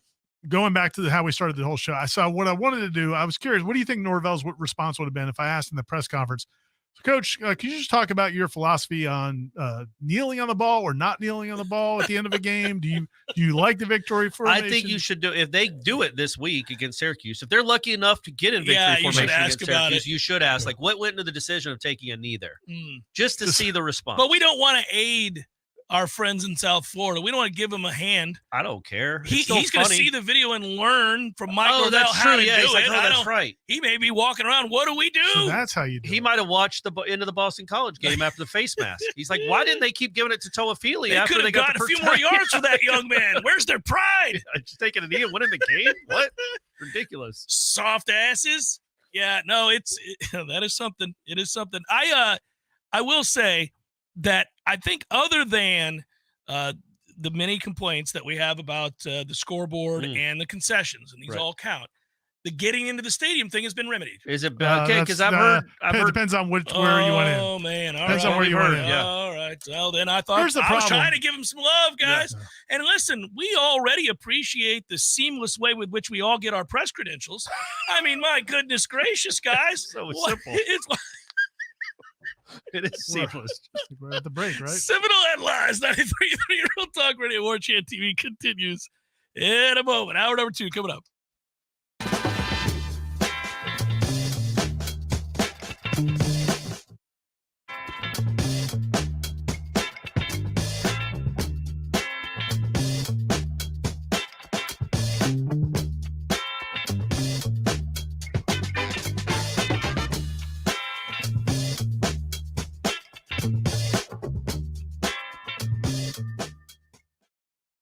I'm Franklin, and I've been a Paul's Thermite technician for well over 10 years. Working for a great company like Paul's Thermite and Pest Control is a blessing for my family and myself. I get tremendous satisfaction knowing that the work I do helps protect most people's biggest investment, their homes, the place where they raise their families and build lifelong relationships. Paul's is a company that stands behind their commitments to customers and employees, and that makes me proud to represent them.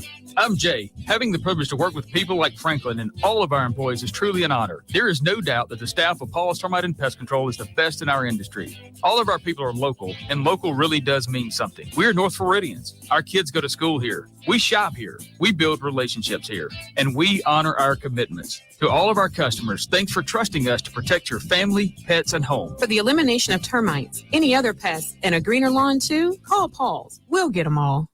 Many orthodontists in Tallahassee can straighten a smile, but at Birch Orthodontics, they're dedicated to providing the finest care possible. The experienced and friendly staff is trained in all of the latest techniques. So whether you need standard treatment like braces or Invisalign, or you have a more complicated case requiring extra attention, Birch Orthodontics is here for you. Set up your free consultation today by visiting birchorthodontics.com, BURCH orthodontics.com, or call 850-877-1692. At Birch Orthodontics, they create beautiful smiles that last a lifetime.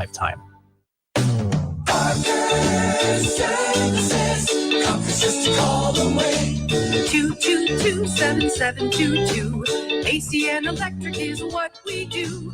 Service, repairs, and installation too. 222-7722. Parker Services. Comforts to call away. Parker Services. Comforts to call away. Hurricane season is here, and now is the time to make a move to keep your home comfortable, even if the power gets knocked out, with a home backup generator. Parker Services is proud to announce that they now sell and install whole home generators, and with financing options, they can be surprisingly affordable. Never worry about the loss of power again. Invest in your family's peace of mind with a home generator from Parker Services. Give them a call today for a free quote. Parker Services. Comforts to call away. CFC 050334. Someone who thought texting was a better idea than stopping for a traffic light slams into your rear bumper. Now your back is injured and you've got to be at work and rehab, all without a car. I'm Dana Brooks of Basic Brooks Law Offices, and we hear stories like this every day. You shouldn't pay for someone else's mistake. Call us at 850-777-7777 and we'll make sure you come back stronger. Life is stressful. Dinner shouldn't be. That motto is why Register Sausage has been doing business in the Florida Panhandle and Lower Alabama for over 75 years. A proud sponsor of Seminole Headlines, Register Sausage always provides the best Southern smoked sausage to over 140 grocery stores and restaurants throughout the Southeast. Headliners have discovered the Register's difference. You can too. To find a store that carries Registers near you or to buy directly, head to registermeats.com. That's registermeats.com. Register Sausage. Yay, sausage! Don't go anywhere. Your chance to win $1,000 is coming up next on Real Talk 93.3 WVFP, Gretna, Tallahassee. For latest betting odds and live movements from Vegas, this is your action update. Now here are your latest lines from our guys in the desert. Atlanta Braves earned a victory in Game 2 of the NLDS. We even up the series at one game each. Game 3 coming up on Wednesday at Citizens Bank Park. Phillies $1.22 favorite. Braves plus 102. 9 under the total. Tampa Bay Lightning opened the season in Amalie Arena today. $1.60 favorite against Nashville plus 140. 6.5 over the total. Lightning 20-1 to win the Stanley Cup. 8-1 to win the Metro Division. And minus 145 to make the playoffs. College football Saturday, Florida 2-point underdog at South Carolina. Florida State laying 18 at home against Syracuse. Get your free VSiN subscription right now at VSIN.com. For more sports betting news and information, go to VSIN.com. Mike Son at Real Talk 93.3. Hustle up. We've got 8 more floors to go before lunch. Sarusha's window washing business is reaching new heights. Wipe, and let's roll. They need more certified cleaners to keep online reviews crystal clear. Team, I know we're hustling, but watch for streaks. Candace, can you give me a hand over here? Indeed can help them hire great people fast. I need Indeed. Indeed you do. Our hiring platform instantly connects you with quality candidates, and you can schedule and conduct virtual interviews right from the Indeed dashboard. Visit Indeed.com/credit and get $75 towards your first sponsored job. Terms and conditions apply. Explore 50% off everything for a limited time. Now through October 9th at Banana Republic Factory. Save on elevated fall essentials, polished occasion wear, and more. Only at your nearest Banana Republic Factory store. Juice Reel, the betting intelligence tool that's making better bettors. Open the App Store and get your hands on Juice Reel. Juice, R-E-E-L. Juice Reel. Now, here are the latest lines from my guys in the desert. So everybody knows, Eddie, that you are a spectacular cook. Of course they know that. If they go into Bumpa's, the food is always good. I mean, everything on the menu. Mm-hmm. Everything at Gordo's is delicious. I always, of course, get the bungalow chungla, as I call it. The pan con lechon, Jeff? Is that what is the pork? The pan con lechon, Jeff. Okay, the bungalow chungla. It's delicious. All these things, all the items, everything you do, a master cook. But, sir, I would ask you, what is a skill that you possess that you're particularly proud of that nobody would know and that you could share with us here? Growing hair, Jeff. Growing hair. You're an asshole. Gordo's, bringing the flavor and flair of Cuban food to Tallahassee since 1996.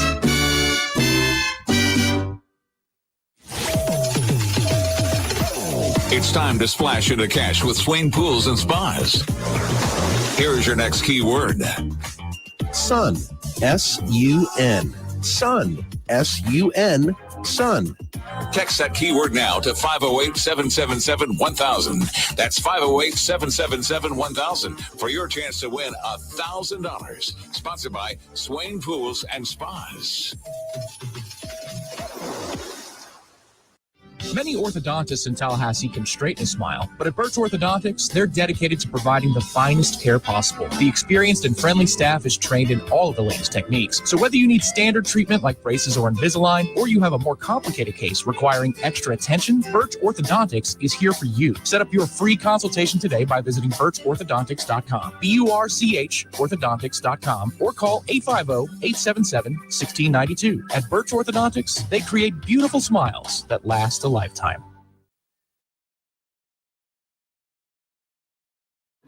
Featuring Warchant.com's Jeff Cameron, managing editor Ira Schofel, and senior writer Corey Clark. Your weekly dose of all things FSU, pistols, and pies starts right now. Here's Jeff Cameron. Hour number 2, Seminole Headlines, 93.3 Real Talk Radio, Warchant TV, rolling on now. And we thank Dr. Birch. I haven't seen Dr. Birch this month. I always like running into her early in the month and saying hello and having the kids, or at least one of my kids who's still in braces. By the way, teeth are looking good. Nice. Dr. Birch's crew is kicking ass when it comes to Clark. They always do, but, I mean, he was a tough case. The thing about Birch Orthodontics is you never have to worry about, like, are the sum equal to the parts? Like, it's always humming over there. There's no question that they're getting it done. They're doing great work, great customer service. And we couldn't be prouder to have them associated with the program. Correct. Well, they have those good orthodontist problems. Like, they have so many talented people over there. Sometimes there's not enough mouths to work on. Exactly. That's actually not too much of a problem for Dr. Birch because they have tons of patients. They do great, but they do. But we feel like we're wasting Amy's talents. She could be over here fixing more than one set of teeth in an hour. They need more Clark Camerons to come in and Molly Schofels, those complicated cases. But yeah, birchorthodontics.com is the website. And just also, we can't say it enough, just great people supporting the community. Dr. Birch provides meals to the schools during the summertime.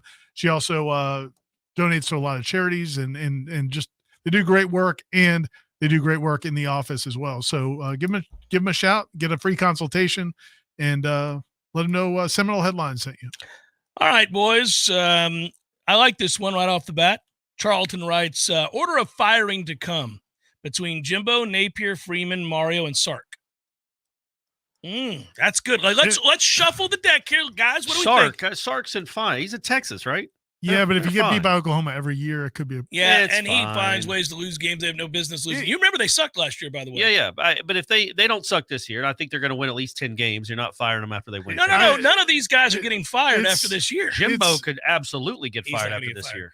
Their schedule's pretty easy, and they're going to win a lot of games. I mean, come on, gang. They got housed by that Miami team that even with the crazy knee, almost lost to Georgia Tech, even without it. Like that Miami team might not be quite as good as we thought. I think that Miami team's pretty good, actually. I do too. That was a weird game, though. It was a very weird game, but again, it resembled a little bit of the Clemson Duke game. If I had to put money on it, I'm either Napier or Freeman. Well, so we don't think any of them get fired this year, but he doesn't care when. He just wants to know what's the order. Well, listen, man, if Florida craters, he and the AD will get fired this year. I don't think he's going to crater. They'll win the games against the bad teams. We'll they just beat Vanderbilt like a drum. Freeman's his second year, right? Yeah, and it's like they've had some weird situations, some weird decisions made, and then that going for it on 4th and 11 is weird. Yeah, I would say my Jimbo for me would be first on the list to get fired because he's already got 2 losses. They go to Tennessee this weekend, which that could be very well be a loss, and LSU could very well be a loss. And now, plus they're going to be in close games with teams they shouldn't be in close games with. So if they go 8-4 again, at some point A&M is going to look and go, this is crazy. I agree, they'll do that, but if he goes 8-4, they're not firing him. Now, if he does it again next year, I think they will. I mean, I feel like they would have said that before this year. Well, like maybe that's a lot of money, Corey. We're year 6 now, right? It's not a lot of money for that. We're year 6 now, right, of him, or 7? And there's still 4-loss program? 6. So Mario's safe for a while. I would go, this is the order with which I think it's going to happen. I'll go Jimbo. Okay. Sark. Napier.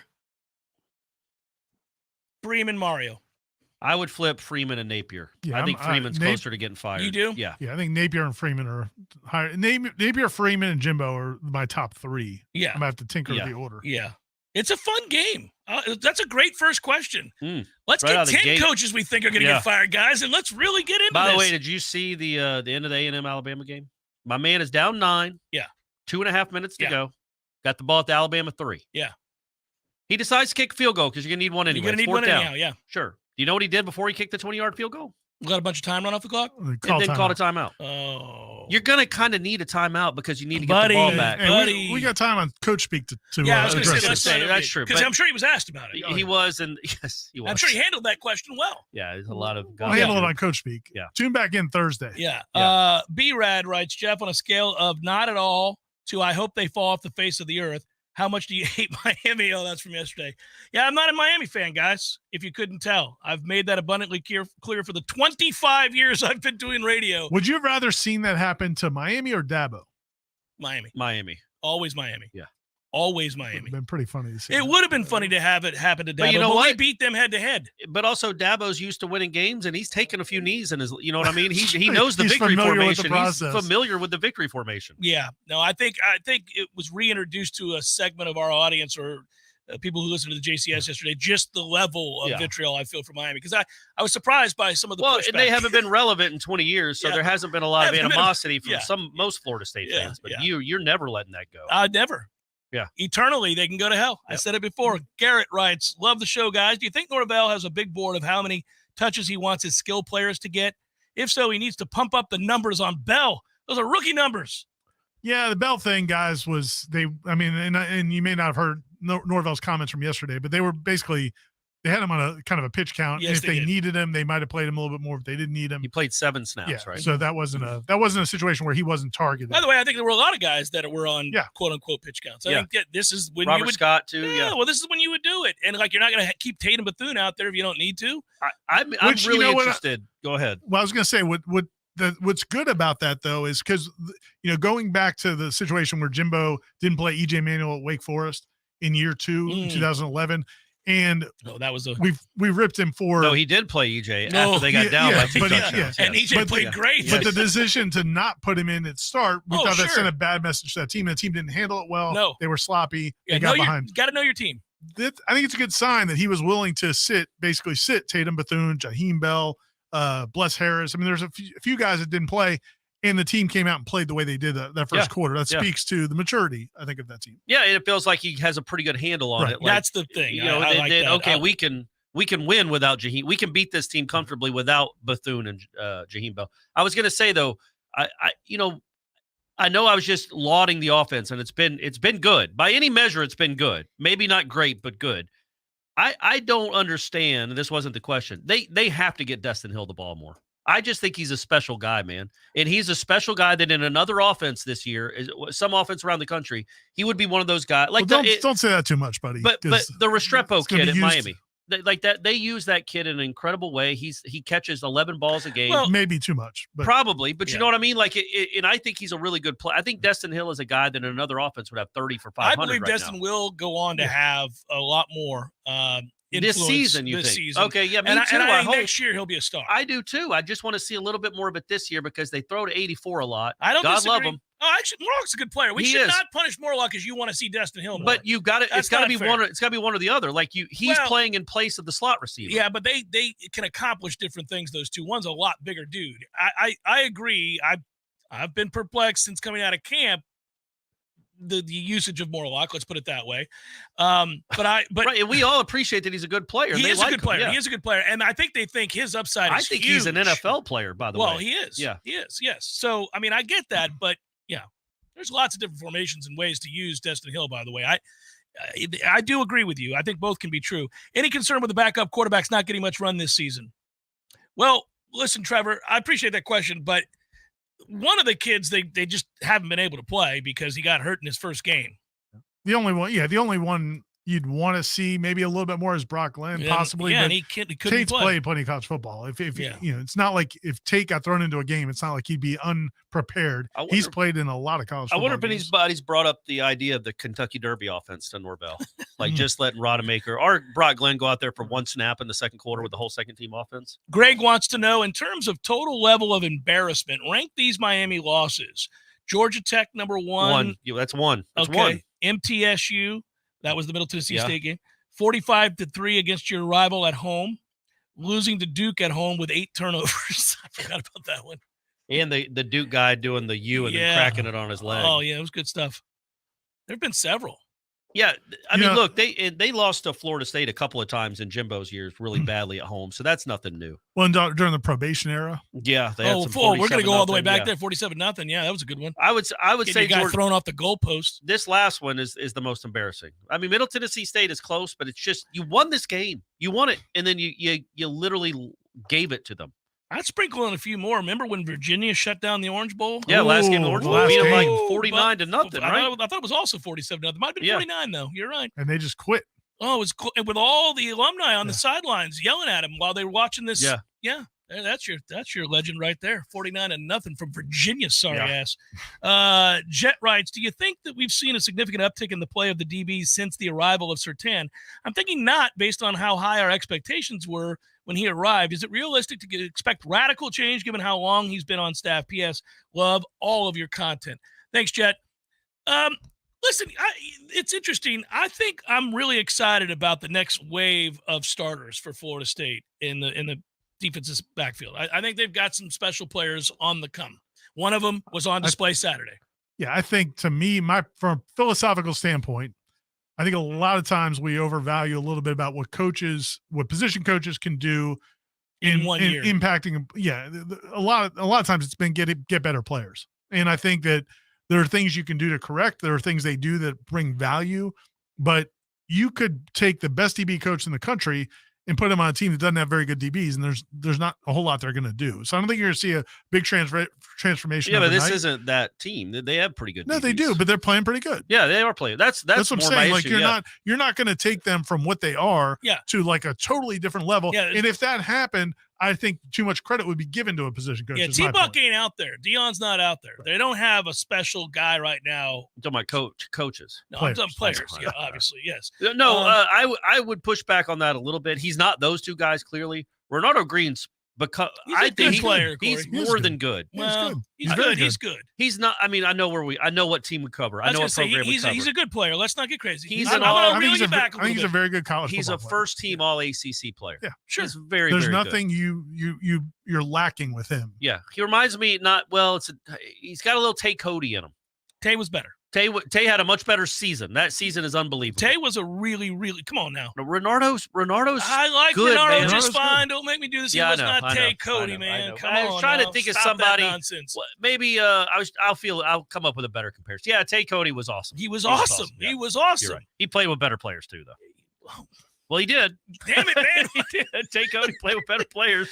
Good afternoon, fine sirs. Do we continue to work on the running game or take what Syracuse gives us? They are good against the run, not so much against the pass. What's the over-under for passes thrown? I'm thinking 36, writes Toby Knoll. I don't think they're going to throw it 36 times. I mean, I will say that I think Toby's right in the sense that Syracuse's pass defense is not very good. Oh, agreed. Yeah. And I think the sentiment is right, but I don't think he'll throw 36 passes. I think he'll throw, well, I could see him going 23 of 31 for 300 yards or something, 200. Well, and if the defense plays well, you'd like to think he's not going to be in there 4 quarters. Right, yeah, But you also only play, you're averaging running 62 plays a game. That's the other part of it. That would be 26 runs, maybe even a couple kneel downs. Back to that last question, then one thing I wanted to say. So, like, DeMarcus Walker is a perfect example to me where, like, DeMarcus Walker gave a lot of credit to Brad Lying, may he rest in peace, for his development. But DeMarcus Walker was going to be a great player. Yeah, and Brad didn't do anything to that's what I'm saying. It's just like now for whatever, like if I just think the position coach gets. He might have unlocked something. Coaches do matter. They related well. They related well. Yeah. I guess I'm just saying I don't think you can't inject somebody with talent, with NFL talent, but you can bring it out of them for sure. That's right. Okay, thank you. I'm going to leave that alone. Thank you. The man's deceased. Levi writes, thanks for all you guys do. My question this week, would you rather have register sausage every day for a year? Yes. Yeah. Or watch the last minute of the Miami game every Saturday for a year? Can we do Saturday, both? Yeah, it's every Saturday. While eating register sausage, watching that last minute. I can't find the Miami call. I want to hear the Miami radio broadcast of the final minute. Did they pull it? Oh no, I don't know where you'd put it. Usually, you only see those things if it's like you can find Georgia Tech's call all over the place, but Miami is not. For some reason, Miami's media isn't sharing the final minute of that game. Hey, guys, we're putting you to work. You're in the chat right now. Go find that clip and post it in the chat. Zagaki, is that his name? Joe And Don Zagacki. Bailey Jr. I want to hear. Yeah. I just want to hear it. You I want to hear the sadness in their voice. It would be like BK Sam. It would be one of those, but it would. How do we get that? How do we get Mick Huber's call from? We still have that. I used to run it on my show all the time. God. Yeah. So I feel like we should be. That's exactly what Zagaki was saying too. I'm sure. Zagacki. Sorry, Zags. Old Zags. Jason writes, what does FSU need to do to generate more takeaways? I think that's what's holding this team back from being great. Yeah, I think so too. That's a very good point. I was talking about this with Aslan on Wake Up Warchant, guys. Check wherever you get podcasts. If I were doing a U, I'd say that's still going. It's the thing. That's still a show. Still trying. Still trying. To do that little podcast. Get it on the ground. And you got to come up with another phrase other than wildly popular. Yeah. I didn't say wildly. I know, popular. but I think you wanted to. I don't say that anymore. I don't know. It's incredibly popular. Yeah, just ask the question. Say what you said there. Popular. Yeah. I would say that.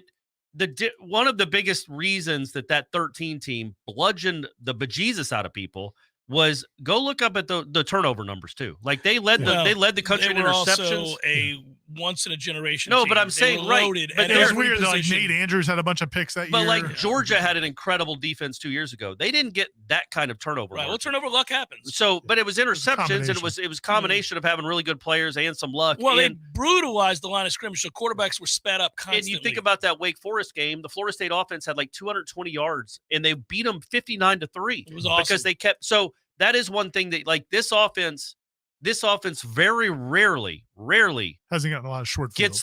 Gets a short field. Yeah. They are having to go 75 and 80 yards, and it's tough to get an avalanche going because the defense won't get. Not only do they've been struggling with 3 and outs, they have been struggling to take the ball away. All right. But the question was, what do they need to do to get more? I don't know, man. I think part of it is who you're playing and the way teams are playing against you. I think that a lot of teams are not going to sit back against that defensive line and give them a lot of time. So I think you're seeing a lot of quick passes and things like that. I think when you see better teams, I think you may actually get more opportunities to do that. We'll see. It may be some quarterbacks that don't run around as much. Right. Might help. David writes, hello, gents. I hope to see you all in Winston-Salem in a few weeks. What if FSU never covers the spread for the rest of the year, winning the ACC championship game in overtime by a single point to improve to 13-0? What percentage of this fan base would find that enjoyable? All of them. 100% will take 13-0 in a conference championship and a trip to the college football playoff. But no matter how it looks, they never cover the spread. So this week you would win 35-20.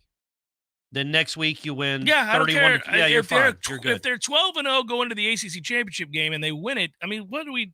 But the journey is enjoyable. Now, I will tell you, yeah, it's much more fun to have rocking chair games in which you're beating people by 50. I mean, hell, who doesn't want that? There's a difference between not covering the spread and then playing 31-29 against BC. Yeah. There's a big difference. These two games, the Virginia Tech and BC games, had a similar feel there to start the third quarter, and then it ended up being a rout anyway, which was good to see. I thought they played fine. Mike wanted to know who is more inept, ACC officials or Taggart. Just coming out the ACC officials. I'm going to say ACC officials. I just like that he got straight to it. He just wanted to get straight to it. And you could argue Willie Taggart's smiling a lot at his bank account every morning. So he did some things. He couldn't have been inept for his whole life, is what I'm saying. These ACC officials have never given us reason to believe. Well, I think it's gotten worse in a weird way. I think officiating across the board has, though. Seminole Headlines, 93.3 Real Talk Radio, Warchant TV continues in a moment.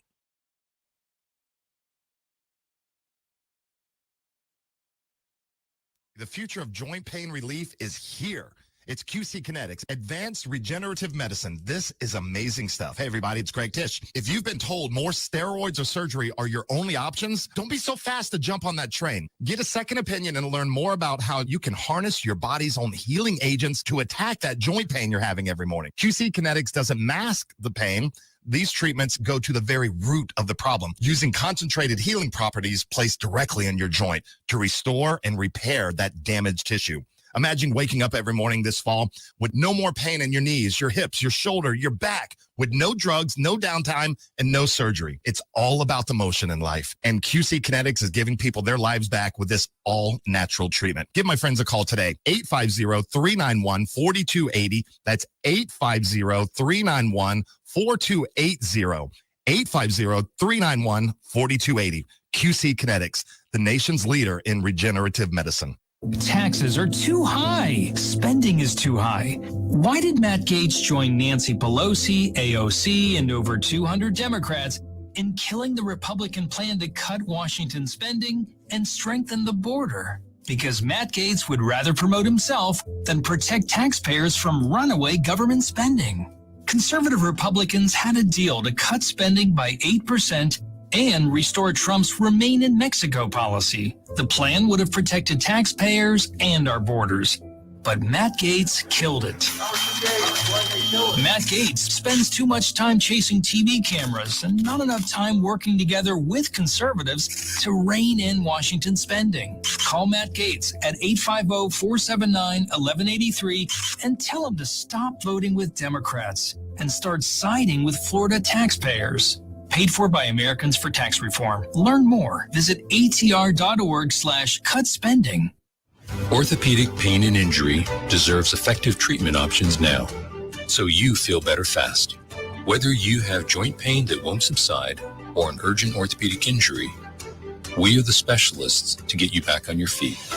And there's only one thing better than fast care: expert care. We believe you deserve both. TOC. Only experts.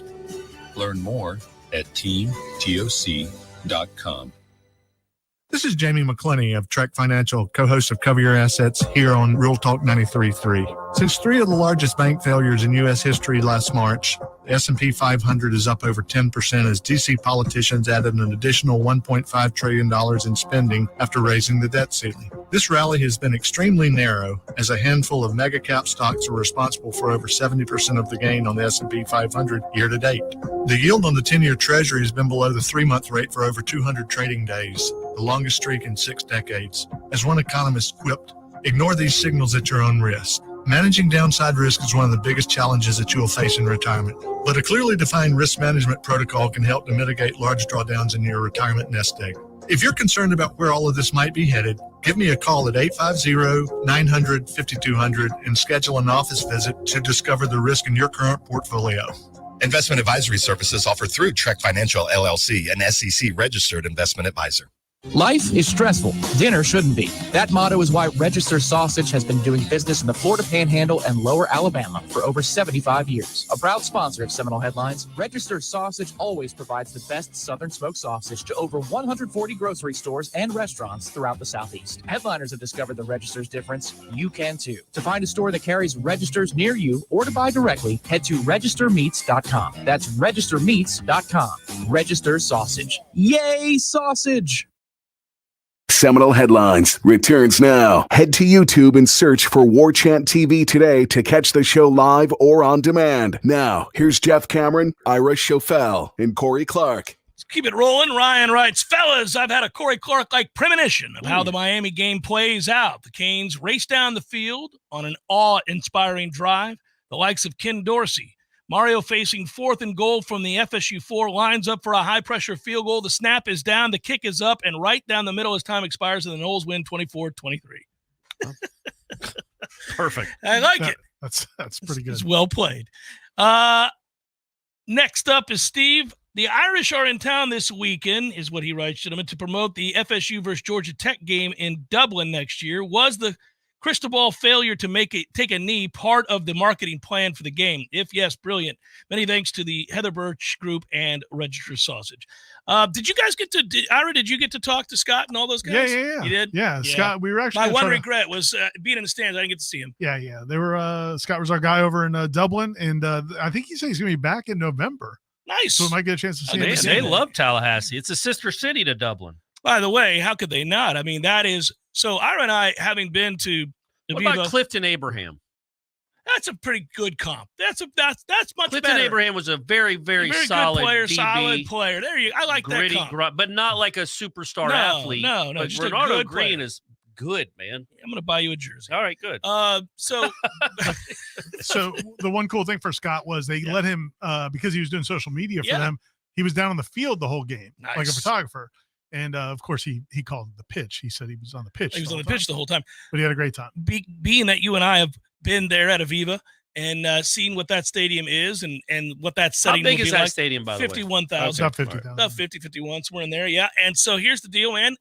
Anybody who comes over from Ireland and is accustomed to going to see football, if you will, and or American football played over there, is in awe when they come over here because all stadiums, if you go to big boy football games in this country, are 78, 85, 90,000, considerably bigger than the stadium that they play in there. So it's probably a wonder to a group from a small island, if you will.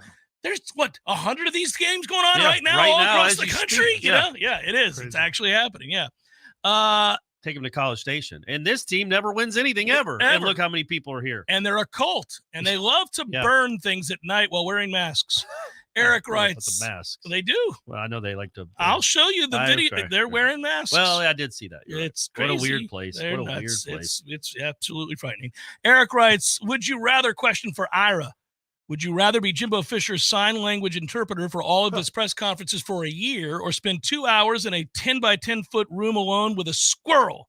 Well, Ira didn't get attacked by a squirrel. Ira did run away, more afraid of the squirrel than I was. Yeah. But yeah, that was me that had the squirrel jump on me. You think if you were the sign language person for Jimbo, like at one point you just turn over and flip him off? I just think you do this a lot, impossible. like ellipses, ellipses. That's what I'm saying. Like, how would you? That's ellipses. Or this, is that what you do this. Yes. Hey, man, you're making no sense. That you were milking a cow. You talked about 17 things in one sentence. Yeah, it would be. And also, could you just write? Is there a sign for non sequitur? I'm all for sign language speakers. Just goes like this. I'm all for sign language speakers. I'm glad you are. I'm glad you approve of sign language. But they have job opportunities. What are we doing? It doesn't when the president speaks, there's not a sign language interpreter. It's only a governor or a state employee. Where are we going, Corey? Does the closed caption not work? Where are we going, Corey? Why is this? What do we need a sign language interpreter by the governor speaking for? Who's watching it that can't hear him? Oh, and if I you don't can't know. hear him, so you're mad that every time you turn on a press conference that features a politician, a governor of a state, they have a sign here's language the thing. person I don't ever bothers you? turn it on. I just see the clips. Yeah. And so I'm why wondering is it- who's watching it.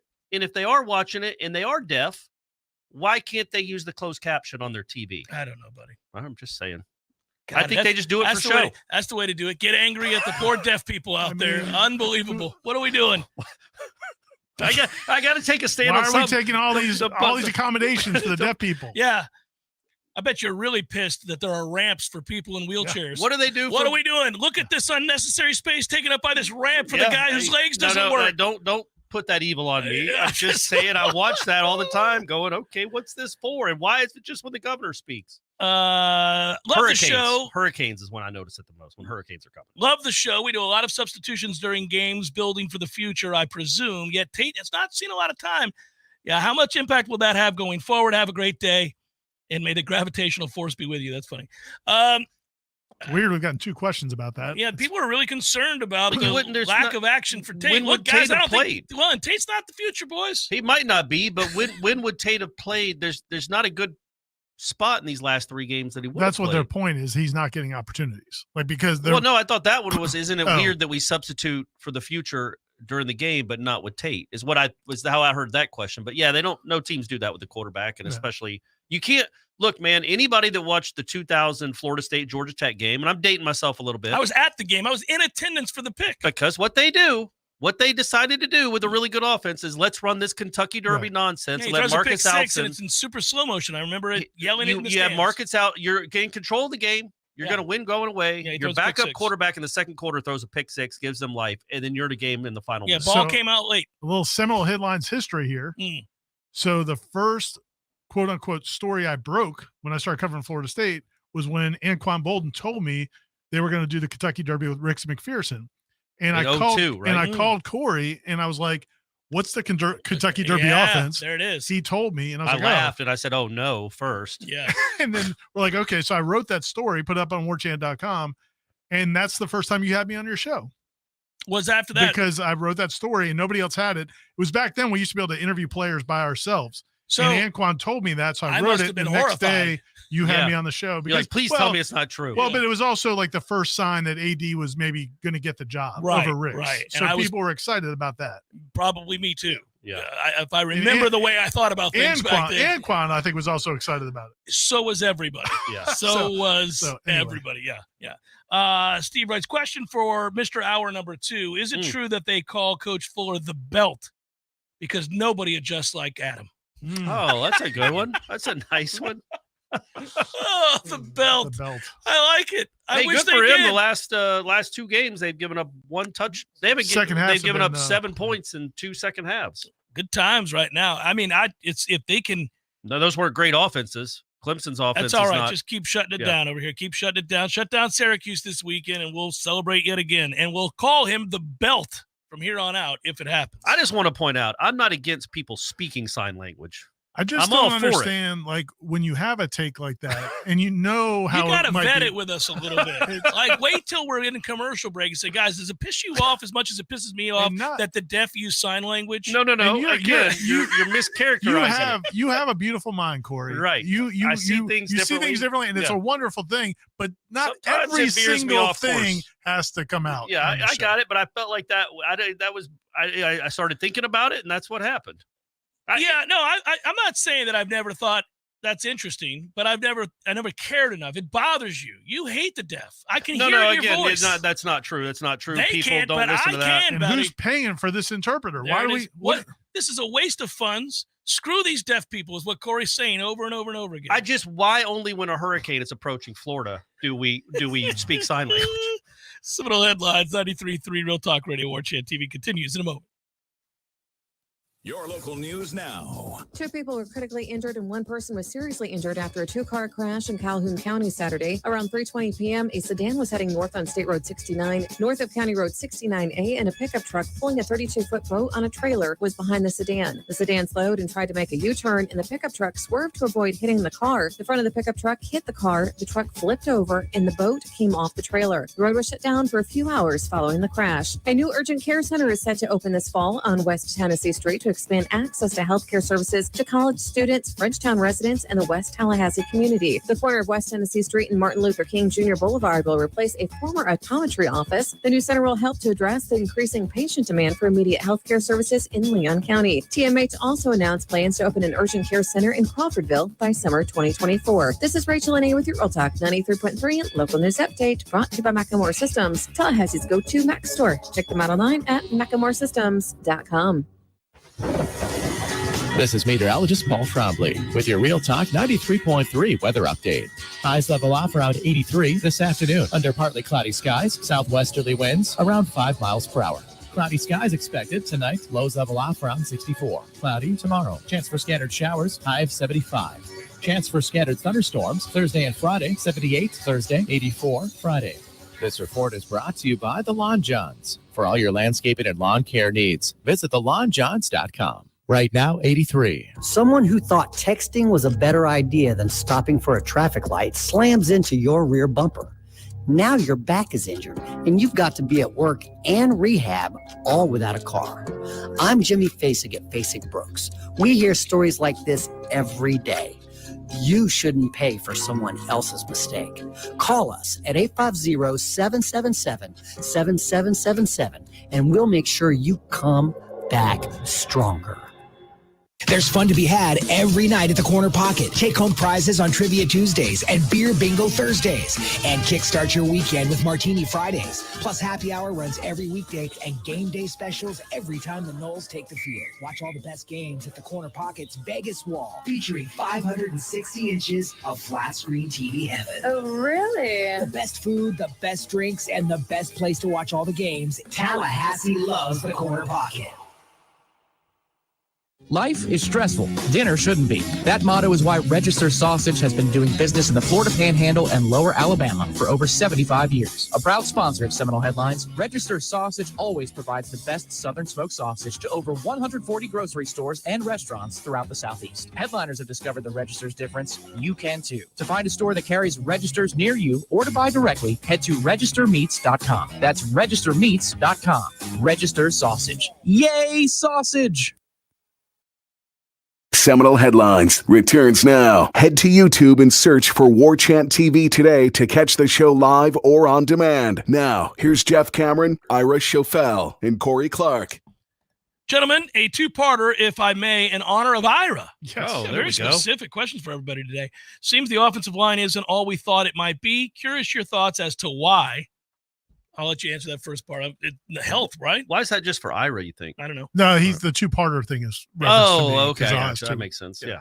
Right. Any of us can address this. Sure. Go ahead, though. Secondly, do we expect the O-line to be better or worse next year with the recruited talent starting to fill in the ranks? Love the show. Okay, two things. My overarching point about the offensive line is I think there's what is good about them is the fact that you have 8 guys that have started 20 to 30 or more college football games. And they're all serviceable. And that's better. a great thing. Yeah.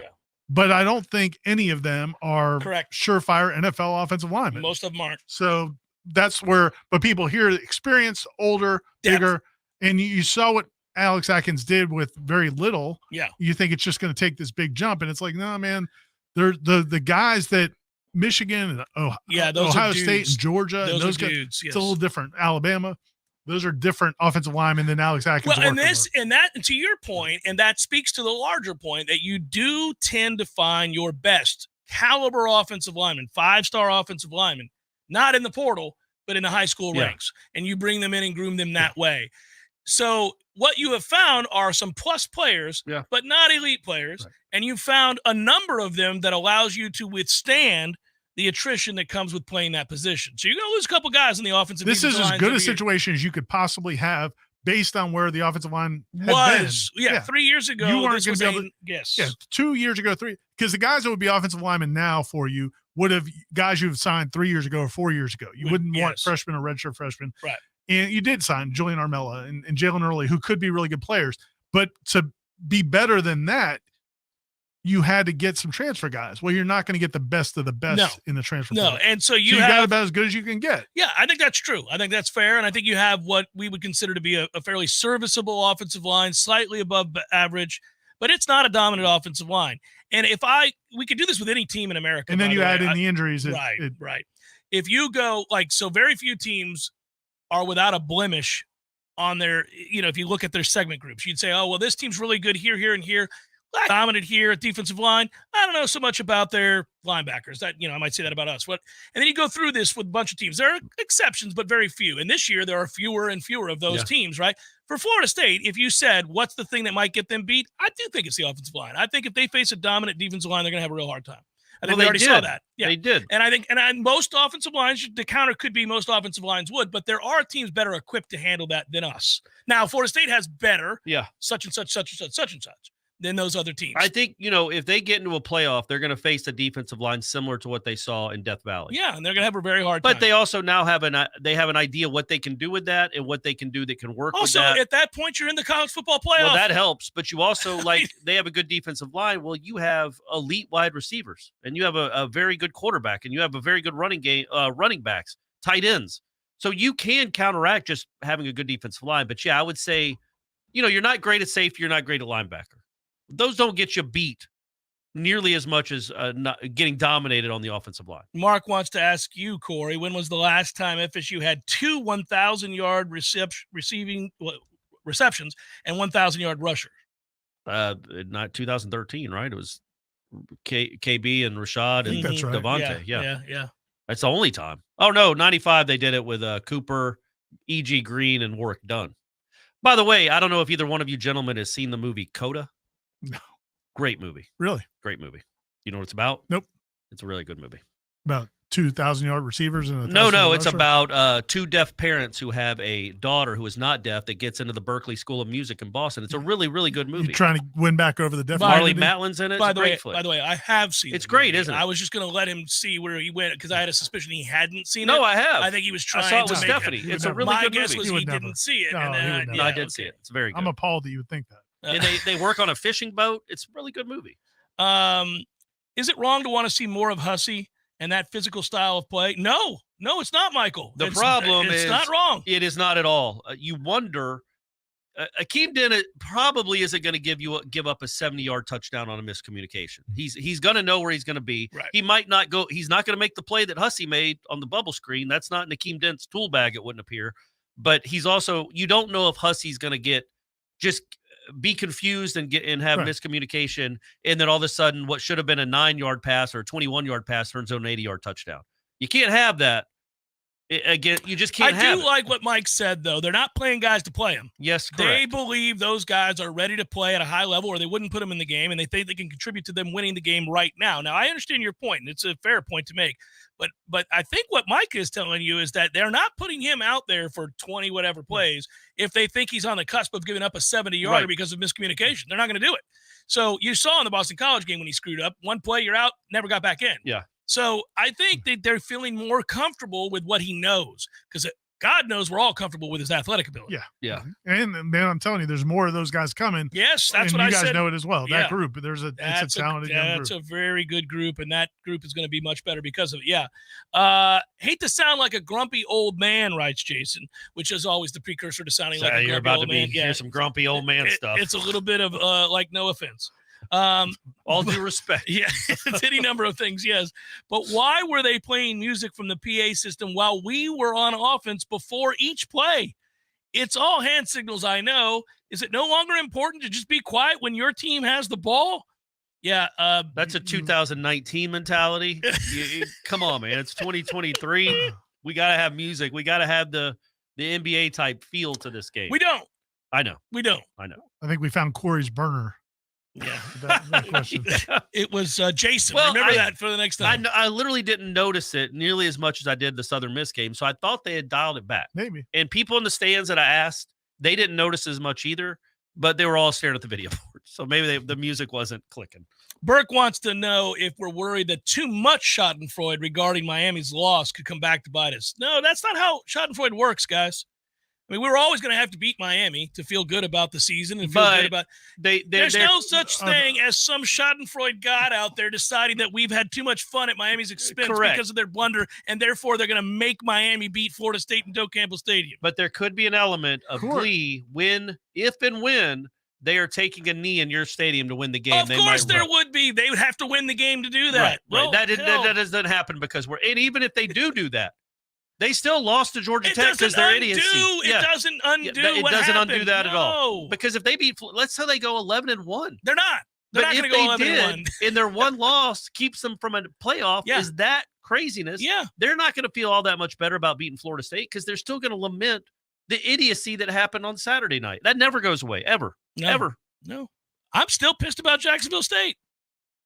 It's not the same, but to that degree, I'm still angry about it. Still angry about imagine how they're 2012 NC State. Yeah. Oh, I'm never going to give I feel like sending an email to Jimbo every now and again. The hell were you doing in 2012? If North Carolina beats them convincingly and they get a chance, they should do just like 4 victory formations. Well, no, they should say they have like a 40-7 lead in the fourth quarter and they get the ball with 13.5 minutes left.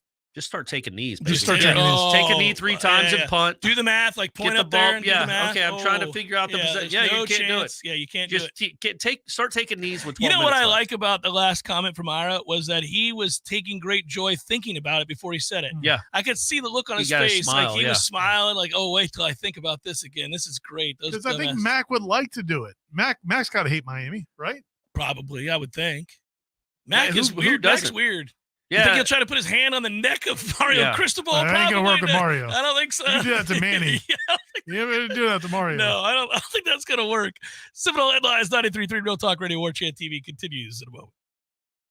There's no doubt that buying a home can feel overwhelming, especially if it's your first home. You're worried about location, school zones, square footage, inspections, insurance, loan approvals, interest rates, and of course, the price. Buying a home could be the most significant investment you've ever made. But there's good news. You have our friends at Legendary Home Loans, and they're on your side and in your corner. They're going to go to bat for you. Shannon Young from Legendary Home Loans can help first-time home buyers get up to $25,000 for your down payment. For first responders, veterans, teachers, military, and healthcare workers, and that's not all, Shannon is an expert navigator of the home loan terrain, and you can trust that he's going to get you the most competitive interest rates and guide you through the process every step of the way. Plus, Shannon will also get your closing costs reduced. It's the Hometown Heroes program at Legendary Home Loans. Give them a call today, 844-FSU-LOAN. That's 844-FSU-LOAN. Or go to FSUHomeLoans.com and ask for Shannon Young. NMLS number 2270146.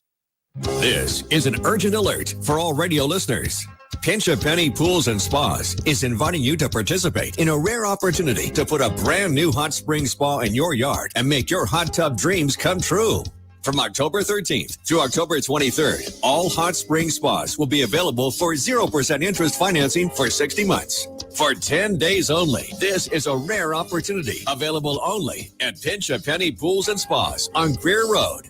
There are over 50 hot tubs in stock right now in their 12,000 square foot showroom. And from October 13th through the 23rd, you can pick your dream spa and take it home with 0% financing for 60 months. No extensions will be made on this offer. This is it for 10 days only. Take advantage of this incredibly hot offer from Hot Spring Spas from October 13th to October 23rd at Pinch a Penny Pools and Spas on Greer Road, just off Capitol Circle Northeast.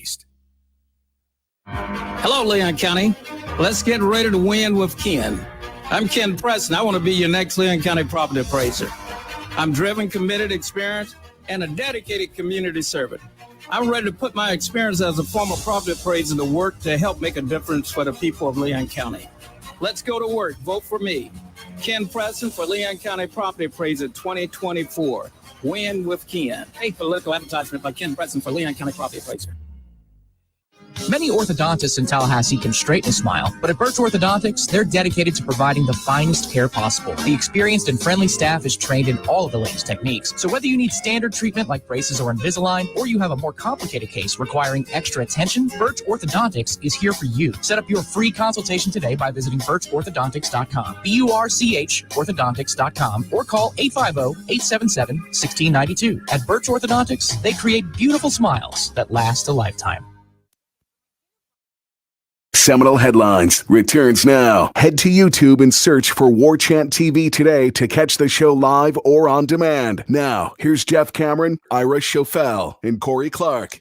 And we roll on. Gents, there is a good chance the Big Ten self-eliminates and we end up with Georgia versus USC and FSU versus OU. I don't see USC. I don't see USC in there at all. They can't stop you from scoring, Corey. How do the Noles stack up against the Sooners? That was my hair and my my physique.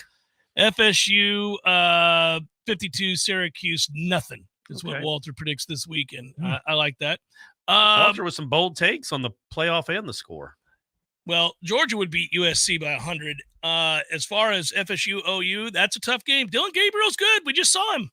Last year. Isn't Jordan Travis due for one of those games? And I mean, I see all over the country these guys running for 121 yards. Yeah. It's going to happen. Well, he was right? hurt. He was hurt, so he wasn't running. Yeah. And now he's running a little bit more. So maybe that's what I'm saying. Like, if Gabriel can do it, Jordan Travis can do it. But the one thing that I say, and I bring it up, and I don't know how to bring it up, but you don't want Jordan Travis taking unneeded hits ever. It just doesn't make sense. But when he's in the open field and it's one-on-one, you can make a guy miss. You're not going to probably get hurt when you see the guy. You can make him miss. There weren't too many of those opportunities. There were a couple, though, where I feel like he could have busted a 12-yarder into a 30-yarder. We don't know if he's still a little sore. Yes, correct. Yeah, but what worried, that wasn't even my point. What worries me, and I brought this up with Ira, he'll get into a crowd and take that knee really quickly. And I'm just worried that a guy, he did get hit. Yeah, he's going to get torpedoed. That's what concerns me is it almost seems less safe to get down the way he's getting down right now. How do you get down, Ira, when you like to get down? You know how I get down. Oh, I do. 5 games to evaluate the beloved Noles and the rest of the country. What's your immediate reaction to how far we'll go? A, we're going to miss the college football playoff. B, we're going to make it to the college football playoff. C, to the national championship game. Or D, we win the whole damn thing. That's from Matt. Right now, I'd say make the playoff. Make it. I'm going to say they make it. Yeah. And that's as far as I'm willing to go. And after that, it's all gravy, right? I would think. I mean, obviously, once you're there, you want to win because it's hard to get there. But and you're not going to be blown out. You could be blown out, but I'm saying you won't be stepping on the field with somebody you don't belong on the field with. You can beat anybody. Probably. You can beat anybody. You could beat. Now, anybody. if Georgia plays their best game and you don't, you're going to get beat. But you would say that about everybody. Correct. Yes.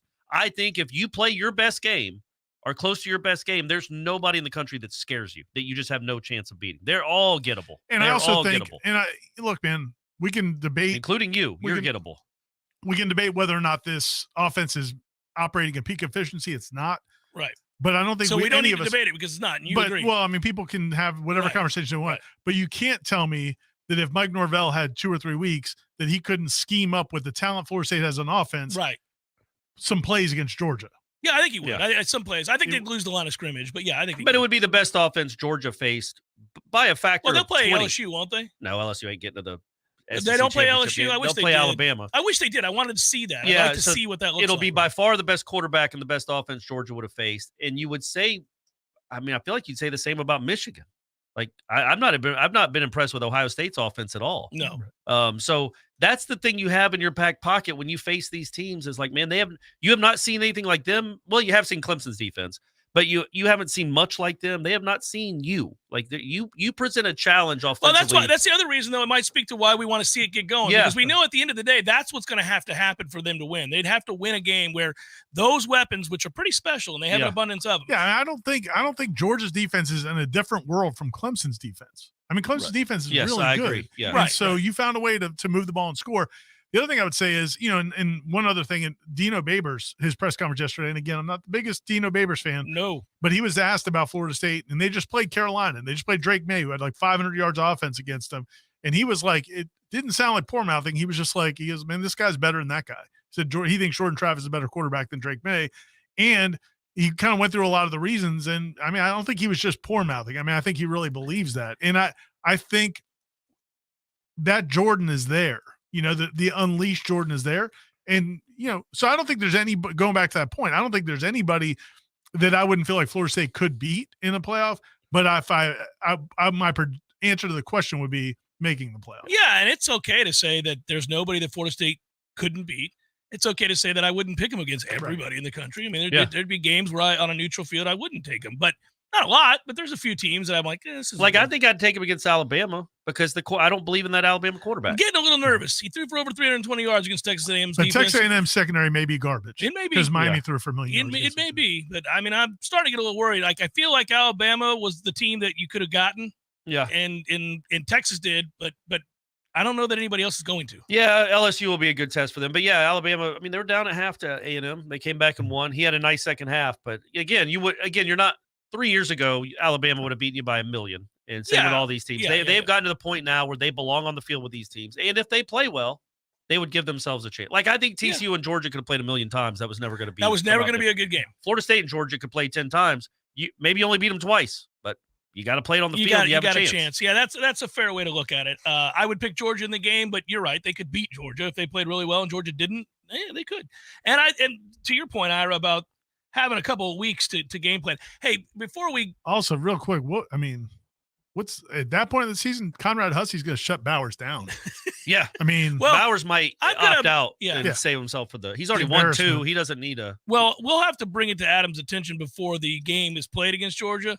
They like to throw to Brock Bowers. 19. Have you ever seen that guy right there? They throw to him a lot. Bracket him if you have to. We know you're big on adjustments. We're going to tell you this before the game. Before the game. That's the dude. Don't let him have 8 for 140 at halftime and then decide to He's the college version of freaking Travis Kelce. Every time the Chiefs play in a big game, you're like, why does Travis Kelce have 14 receptions? Yeah. Does everybody not know that dude is going straight to the Hall of Fame? Can we not cover Brock this Bowers guy? is incredible.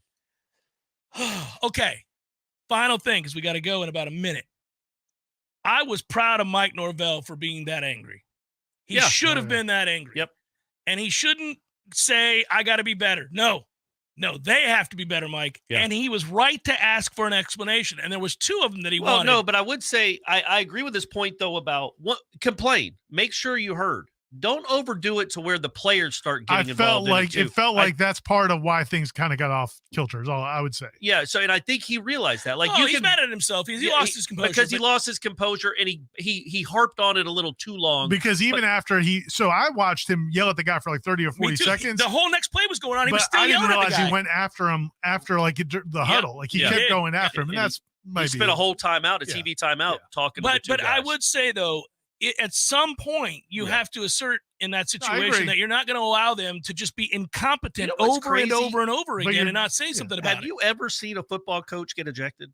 I don't think it's ever happened. A high school coach got ejected in a game. Yours did? What did he say? Did he call him? It was awesome. Bob Stevens got ejected from a game. I don't know if it was like you want me to call you? No, but he lost his mind on a missed call. It was a terrible missed call, and the guy got tackled from behind. It was a hold.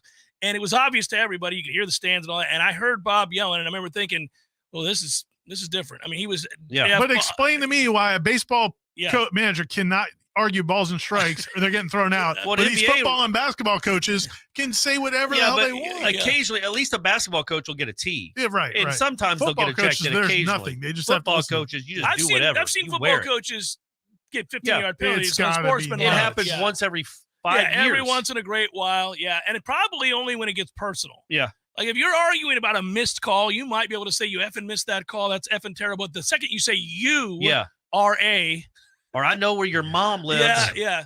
You're just like Yeah. I mean, there's but you don't ever see it. You don't even really ever see him get flagged. I thought Mike was close to getting a flag. I thought he was. I was like, Mike's getting his money's worth here. I kind of wanted him to get one. It was deserved. Yeah. And I think, again, in retrospect, maybe the Board of Trustees waits until after the season to do what they did. Just throwing that out there. Judging from the early returns. For Ira Schafel and Corey Clark, I'm Jeff Cameron. We thank Director Matthew and all of you. Be good, kids. Have a great rest of your day. We'll talk to you real soon. Peace.